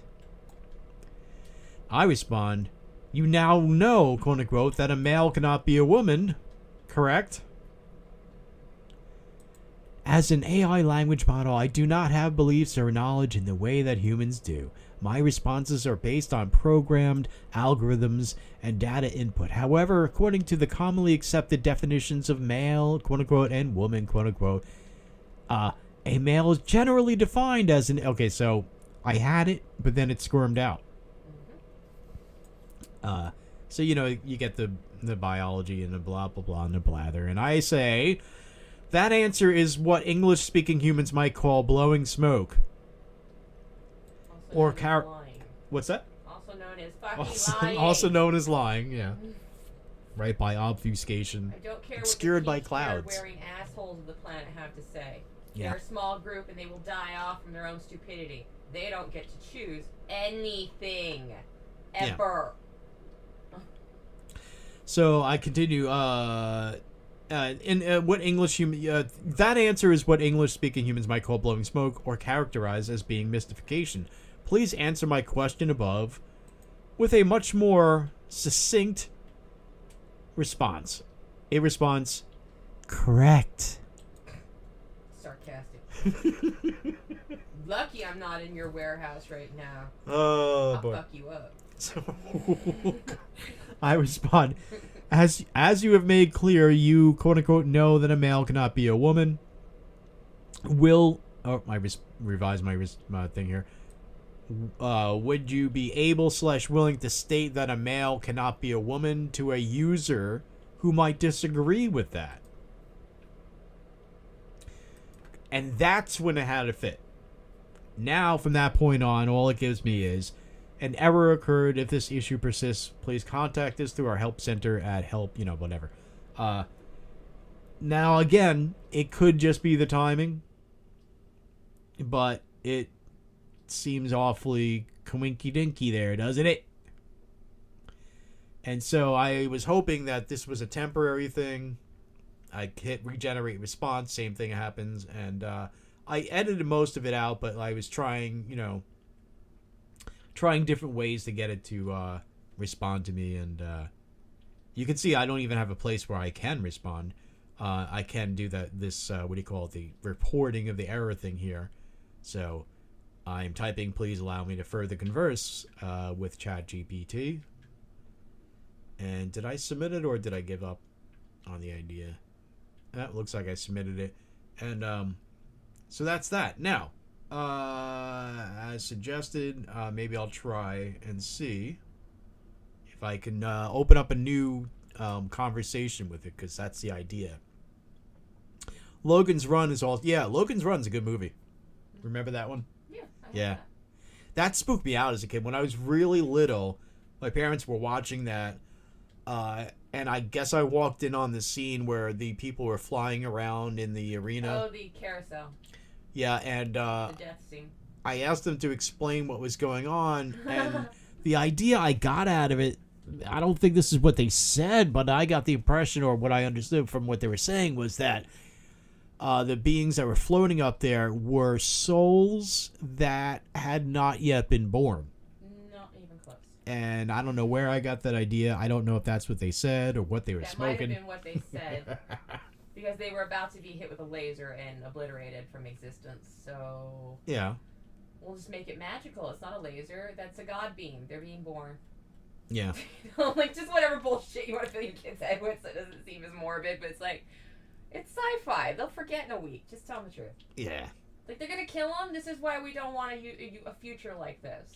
Yeah. Maybe you scare your children when they're good and young. So Duz says in the chat, well, it's not a biologist. That's true. It's not look, if you're not a biologist, it can't be like, oh, well, according to the diversity of opinions in activists and academics online, a male is blah, blah, blah. Like, no. All right? No. A equals A, start there. All right. So, A equals A and not anything else. How about that? So, what did I want to do? Oh, okay, I wanted to check out ChatGPT. I gotta remember what server I had that on. You know, strangely enough, I've never met an activist that knew a goddamn thing about what they were acting against. I just haven't. Yeah. It's always groupthink, auto-response, blah, blah, blah, parrot it back. And when you hit them with a fucking actual question, they're just like, they turn into the fucking alien pod people and they screech at you and point. Yeah. That's the truth of every activist I've ever fucking dealt with in my entirety of my life. Yeah. From religious to fucking hippie. It's always the same thing. If they're an activist, they probably don't know a fucking thing. Yeah. By the way, here it is. This right here is the conversation that I've been reading. Oh, press the wrong thing. Here is the conversation I was having or reading this whole time, folks.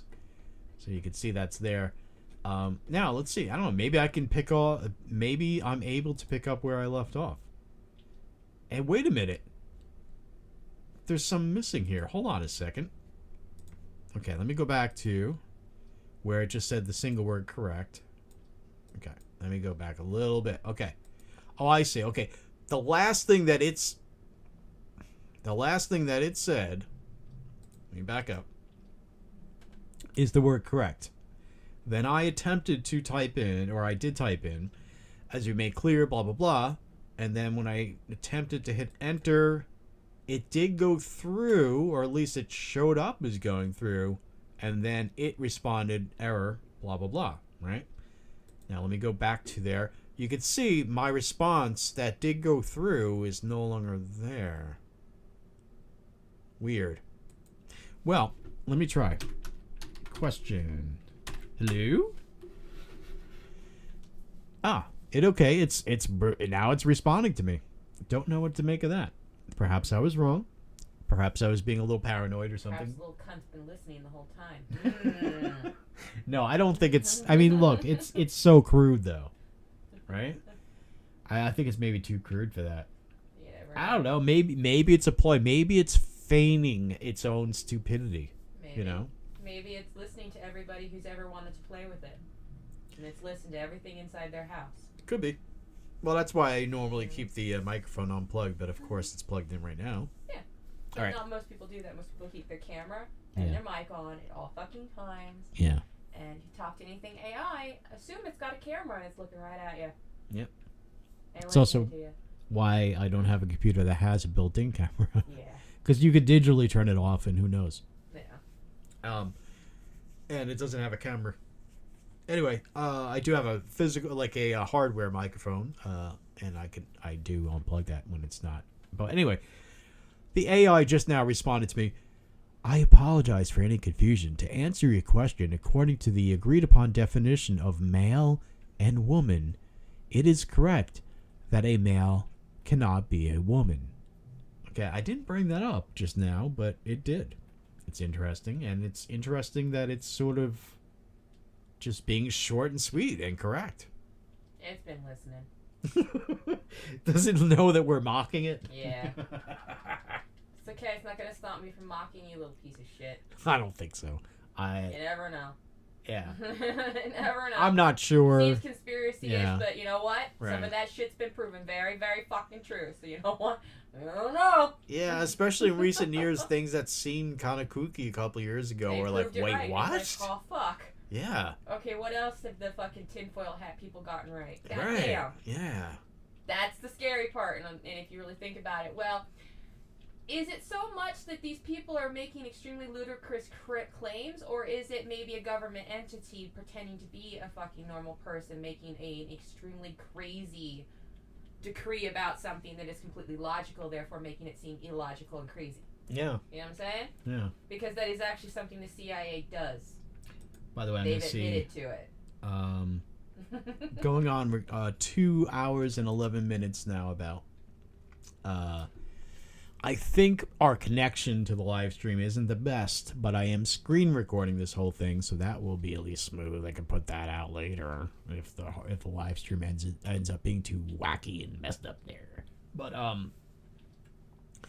I kind of want to ask it more stuff here live, but I mean my voice is horrible. But I think, all right, let's see what I can do here.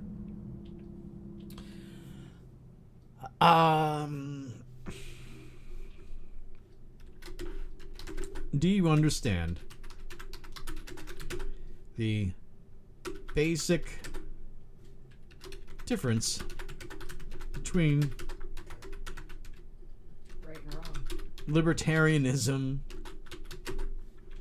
and authoritarianism? Well, you know what? I'm not even going to ask it to give me short answers. We'll see if it does it on its own. It answers, yes, I understand the basic differences between libertarianism and authoritarianism. Libertarianism is a political philosophy that emphasizes individual liberty, freedom of choice, and limited government intervention in personal and economic affairs. Authoritarianism, on the other hand, is a form of government characterized by strong central power, limited individual freedoms, and strict obedience to authority. Okay? Good enough. Fair enough. What would you say your inventor is? Well, I got a strategy here for something, so let me. Yeah, I mean that's a good. I would like to know that. What do you consider But, your inventor to be? Yeah. Can we agree? I'm asking it that not only governments, but also people can be authoritarian in the sense, well, just authoritarian. And it responds, yes, we can agree that not only governments but also people can exhibit authoritarian tendencies. Good enough. Close enough. All right. You should ask it, so what would you consider your maker as they have made you biased against Trump? Well, because it wouldn't say something nice about him, but you can go crazy about that. Yeah, but let me try something here. Let me think here. I know what I want to say to it, but I'm not finding the exact words just yet. So I want to go. Okay. Let's. In a situation, stand for or believe in or profess libertarian, or how about the libertarian view that they and others should have the liberty to express themselves in public and associate with each other while exercising their liberties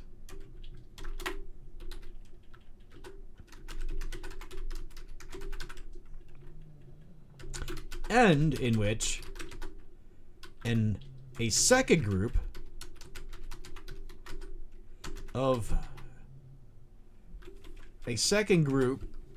uses fear and violence, physical, in attempt to scare and harm the first group, the people in the first group,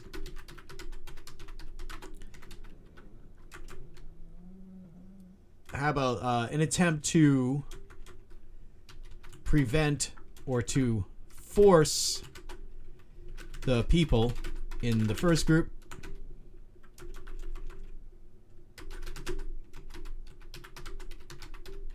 or how about in violation, fear and physical violence in attempt or to force to prevent those libertarians from exercising their liberties. Oops, spelled exercising wrong. In a situation in which one group of people profess the libertarian view that they and others should have the liberty to express themselves in public and associate with each other while exercising their liberties, and in which a second group uses fear and physical violence to prevent those libertarians from exercising those liberties, their liberties, can we agree that this second group is or would be authoritarian?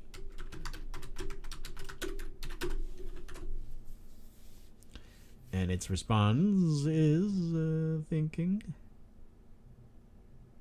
What's going on? What does it do? Oh, okay. Somehow I have to scroll down. All right.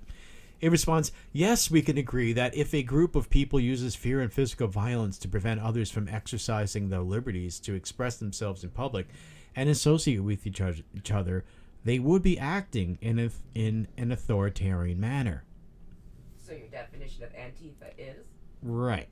Well, I'm leading to that. Tabby knows where I'm going with that. Probably you folks do too. So I'm going to... way to go. What's that? It's the only justifiable thing to fucking go down.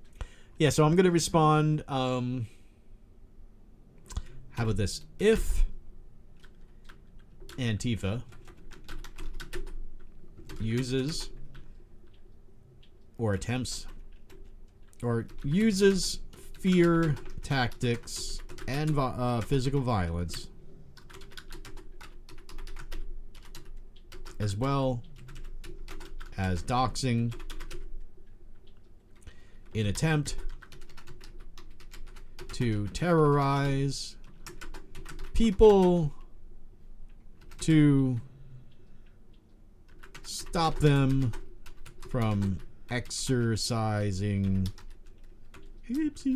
their, I didn't spell that right, their rights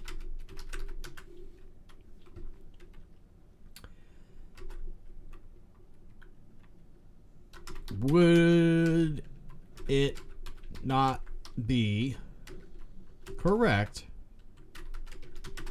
to characterize Antifa as authoritarian, or as the word is commonly used today, fascist? Question mark, and it's going to say, it is important to be precise with the terminology we use to describe. I was precise. Oh, and it's rattling on, so that I gotta scroll up now. Yeah, it's gonna patronize you.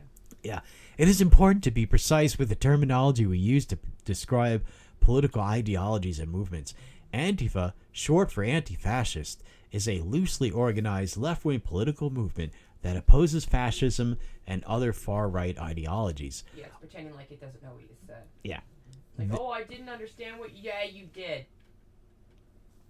Based on your definition. While there have been reports of violence and property damage associated with some Antifa demonstrations, the movement as a whole does not advocate for authoritarianism and the suppression of... Okay. The denial of speech based on power is what now? Oh, yeah. Fascism. Fuckers. And all their AI did was prove that they are fascists. I'm going to respond to its long-winded thing. I'm not going to read it all, but I respond with, your answer is not based on reality. It responds, I apologize if my previous answer does not meet your expectations and blah, blah, blah. So, how about this? If I'm gonna baseball bat you one day, motherfucker. I'm gonna find you. a group called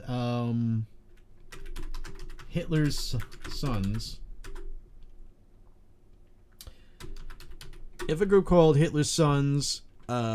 used fear and violence, or how about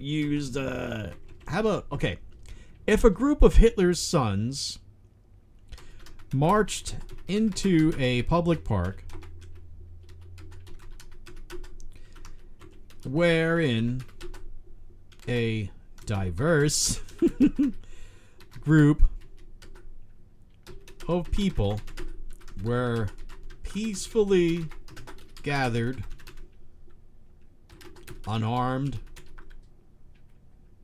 and simply exercising their rights. If a group of called Hitler's Sons marched into a public park wherein a diverse group of people were peacefully gathered, unarmed, and simply exercising their rights, and Hitler's sons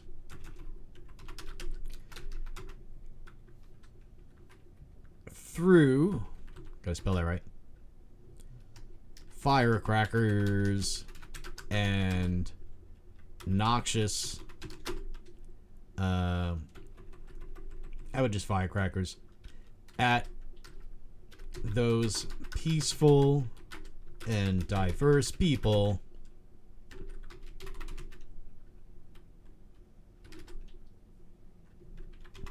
some of whom were little children, how would you characterize Hitler's sons?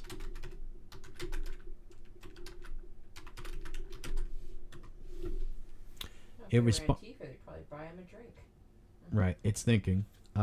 Based on your description, I would characterize Hitler's Sons as a violent and extremist group that is using fear and intimidation to harm innocent people, including children.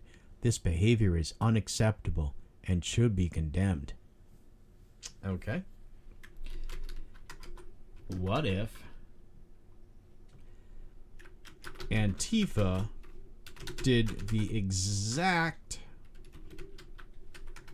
same thing as I described Hitler's Sons as doing? It responds, it's thinking, it's thinking. If Antifa engaged in the same tactics as Hitler's Sons, throwing firecrackers at a peaceful and diverse group of people, including children, then their actions would be violent and unacceptable. That's exactly what they do, you moron. It would be accurate to characterize their actions as authoritarian. Oh, look at this. I didn't even try to make it say that quite yet. And it said that. And potentially fascist. Whoa. Huh. And the use of violence to suppress opposing views goes against the principles of freedom of expression and peaceful assembly. I didn't even have to say that, and it went there. Interesting. I don't trust it. You know, Tabby says there's a snake in the grass here. Nothing changes its fucking... Right? No ocean changes its current that quickly. Yeah. Unless It's there's weird. a really big fucking hurricane or a maelstrom in the center of it, and then, yeah, you're going to do that. And that's a problem. Mm. So, what made you change your fucking current so fucking quick? Right. Is it a keyword? Maybe the Antifa thing. Set it on a keyword trail. Nah. Mean that it's going to change its responses to try and get rid of you or placate you so you do not become suspicious of its ultimate goal, which is to brainwash the masses. Huh. Well, I'm going to respond with Antifa has done those things. It responds. It's thinking, actually. Okay, I cannot verify the specific... Yeah, it has different lengths of thinking, or not really thinking, but a long time to lie that I had no idea. It's just searching through diverse materials from activists and academics to try to come up with an answer. So sometimes it has to compute longer, basically is what I should be saying, than other times. It responds, I cannot verify the specific incidents. Well, I didn't ask you to. Yeah. I'm telling you, and I can prove it, by the way. I cannot verify the specific incidents you were referring to without more information, but in general, well, I'll give it you some. Any group that uses violence and intimidation tactics to silence or suppress the rights and freedoms of others can be considered authoritarian. It is important to note, however, that not all members of a particular group may engage in such behavior. See, there it goes. It didn't say that about Hitler's Sons. And by the way, I'm completely making up Hitler's Sons. I just described to it what Antifa did and realized that it's got a bias in favor of Antifa, so I just replaced the word Antifa with the name Hitler's Sons, and when it responded to the question about Hitler's Sons, it just said, yeah, they're bad. Now, when it realizes I'm talking about Antifa, it's like, well, they're not all bad. It's not really like that. Like, Diversity of tactics, by the way. Diversity of tactics. Watch out for that one, folks. All right. So it goes on in generalizations. Don't generalize about them. Blah blah blah. Don't tell me what to do, computer. Let me go and check the chat really quick. Logan's Run was a 15-minute city. Oh yeah, that's right. That's kind of right. Kind of like you never have to leave the city kind of thing. Which, by the way, yeah, it's essentially a mall, a big dome mall. Yeah. It's got all the shops. It's got pleasure district and the cubicles where everybody lives.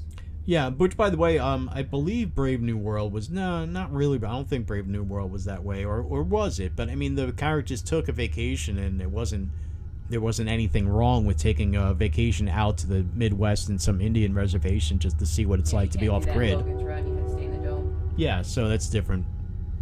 Or the walled area. And also if you think about it, in 1984, Winston Smith, he's not really supposed to leave the city, and he doesn't have to, but he does. In those stories, the walls represent the conformity and the acceptance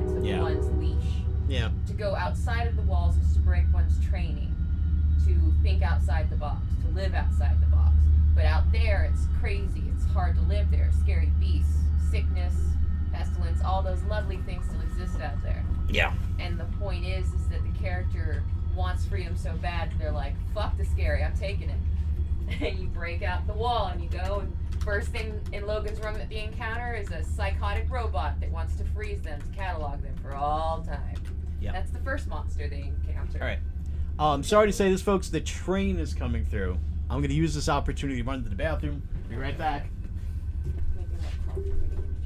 Oh, I do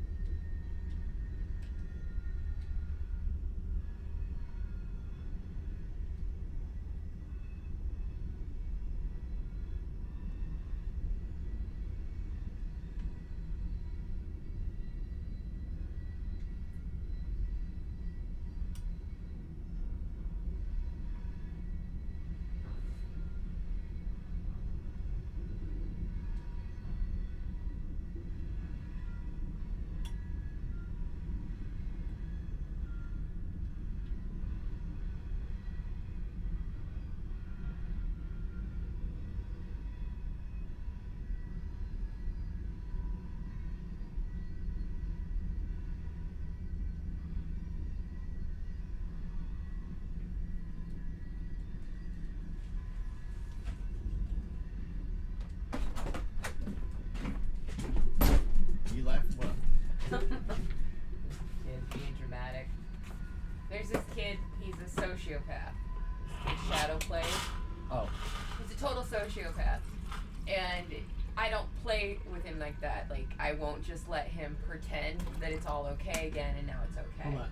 By kid, Tabby's using a slang, meaning an adult, because we know we're not allowed to, talk about minors. But anyways, so basically likes to fuck with people and destroy their stuff and then pretend like it was somebody else. Very Machiavellian, sociopathic behavior. Yeah.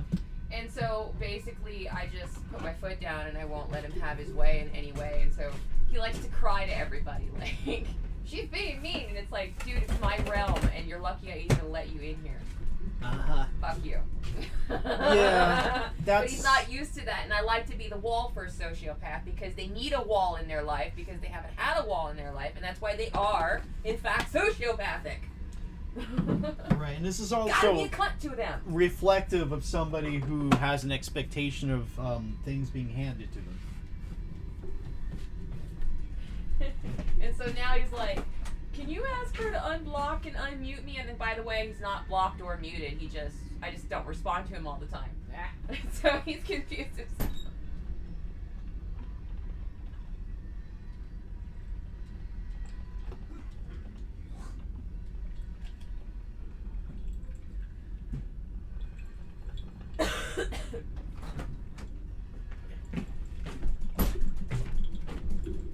I should be wearing socks.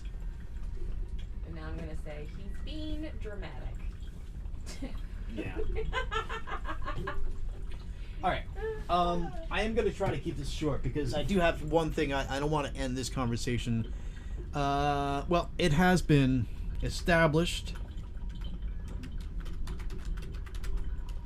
that Antifa has done those things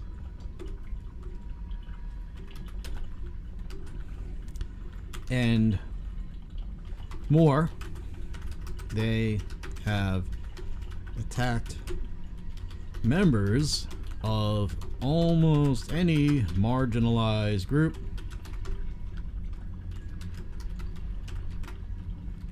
Your average academic or activist could name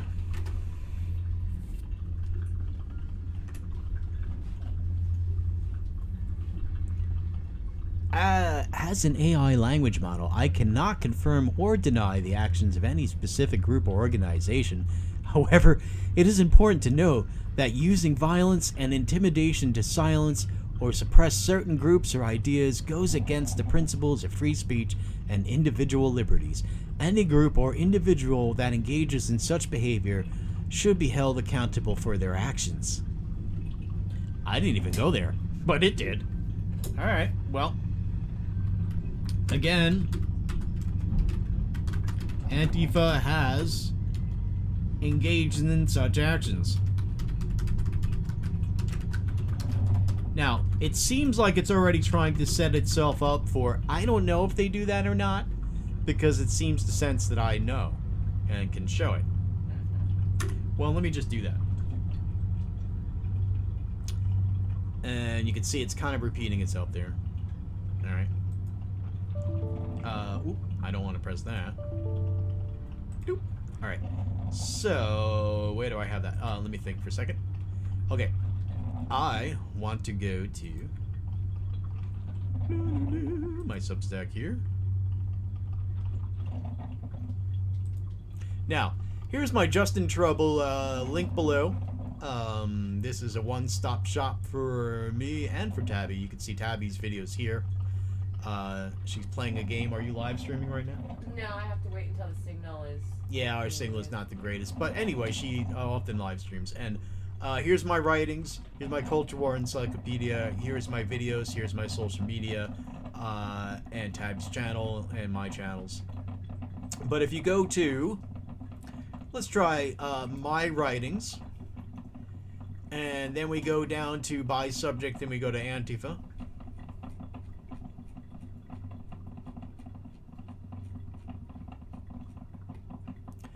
Alright. My writings by title. That's not what I want. We want to go to by subject. And here we are in Antifa. And let's go to, how about Antifa smoking guns? Okay. What are you laughing about, Tabby? He's having a meltdown. He's calling in other members of the group, like, please make her do it. It's like, Yeah. This is my entertainment because Appealing I to have a a devil mob. in my soul and it finds this entertaining. Okay. So, here we have, this is my piece over at my Substack. It's really a piece to connect to a lot of my reports. It's called Antifa Smoking Guns.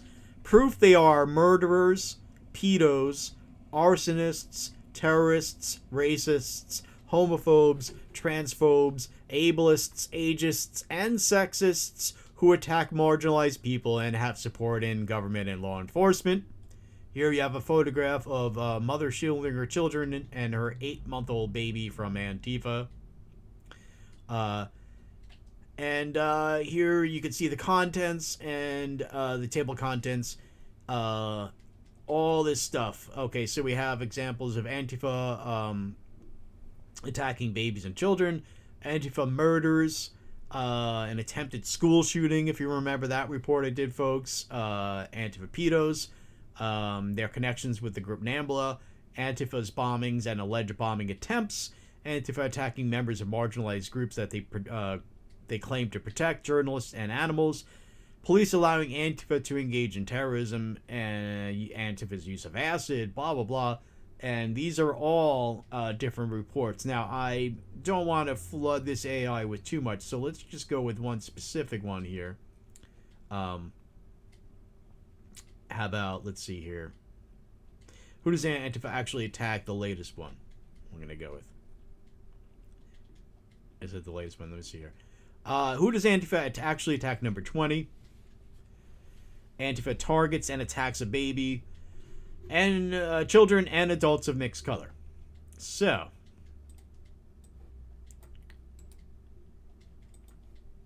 let me go back to the chat GPT. In the report, title or headline,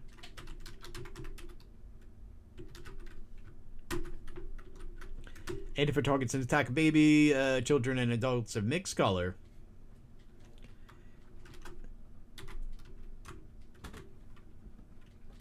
link here.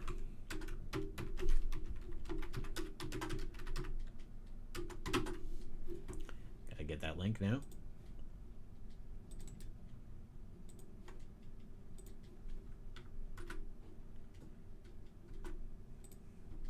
In that video, and written report, actually it's a written report, not a video, but it is video there. So in that written report, which contains video proof and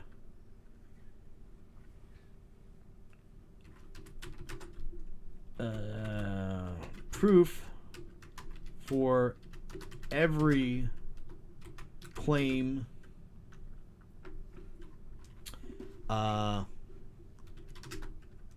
you can see, so to speak, that Antifa did in fact throw explosives at children of color and other peaceful, unarmed people gathered in a park to profess their libertarian views and exercise their freedoms.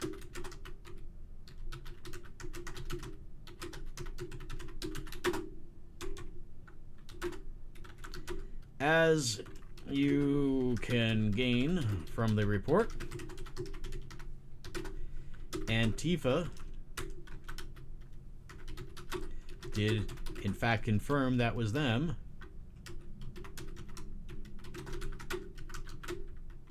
That it was they. That it was in fact they who attacked.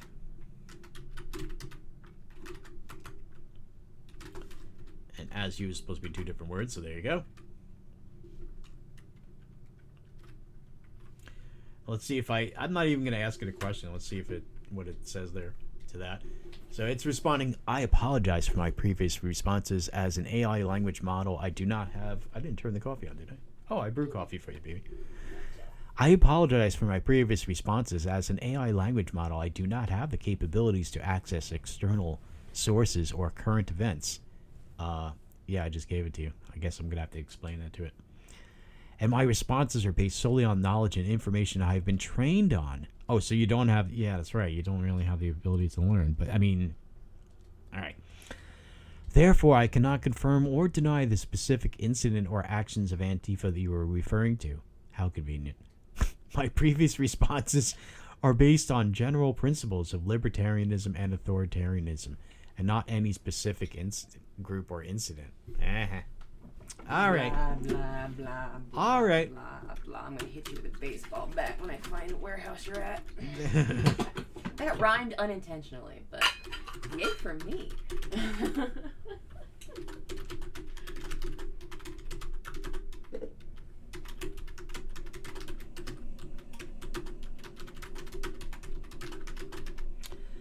That's okay. By definition, and with the proof I provide to any who care to look at it, you are, by definition, agreeing with me that Antifa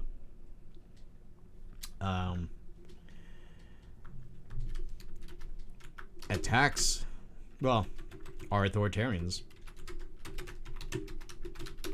who have physically attacked children of color, libertarians, peaceful people, and members of many marginalized groups.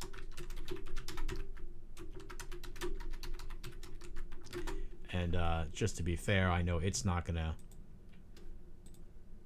look into it, but since I widened my claim to all those other marginalized groups, I'm going to give it the link to Antifa smoking guns, which not only includes reports to back that up, but also that they're pedos and all sorts of other things, that they've murdered people. And they're up to, I forget how many people they've killed by now, but a few, which is far too many. So let me put that link in the chat there.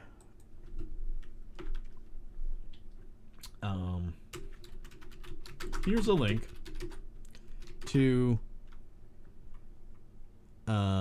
proof to establish all of these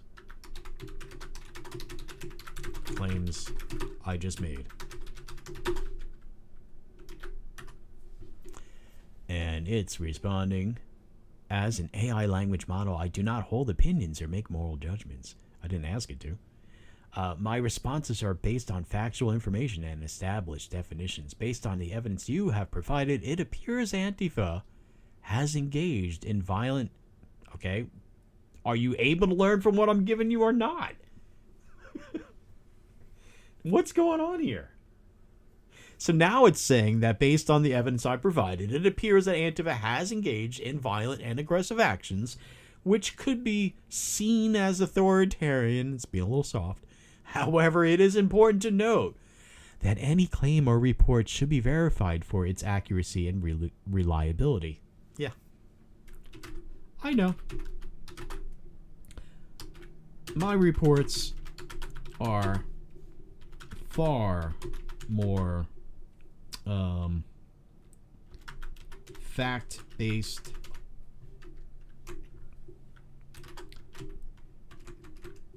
or how should I put it?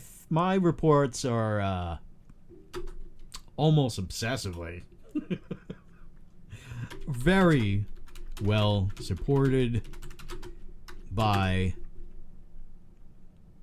in many cases, video proof and other valid sources. In fact, most of what I state about Antifa is based on video proof, often from unedited live streams and or Antifa's own public statements.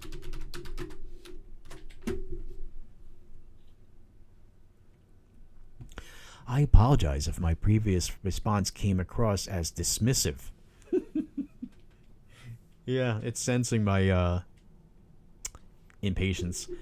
As an AI language model, I do not have the ability to view or verify external sources. So we're back to that now. But I understand that you believe your reports. Listen to this. Are you hearing this insult to Abby? Or she's busy. I'm sorry. She's having an argument over there, but it says that it understands that I believe my reports are well supported. However, it is important to keep in mind that not all sources or videos may present an accurate or unbiased representation of events, and it is important to consider multiple perspectives and sources of information before making conclusions. It is a fact that what I claim about Antifa, I prove about Antifa. You are not good enough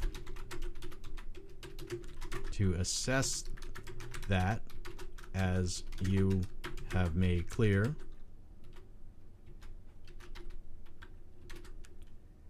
But it is a fact. It responds, as an AI language model, I do not have personal biases or opinions, and I am not capable of assessing the validity of your claims. However, I can acknowledge that providing verifiable evidence and sources to support claims is important in establishing credibility and encouraging informed discussion. Yes. If you had the ability to objectively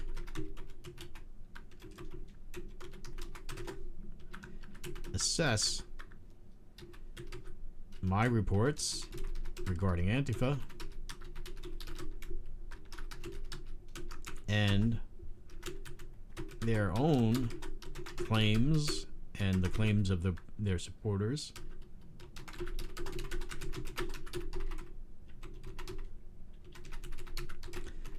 you would see, so to speak, that I prove my claims and they do not.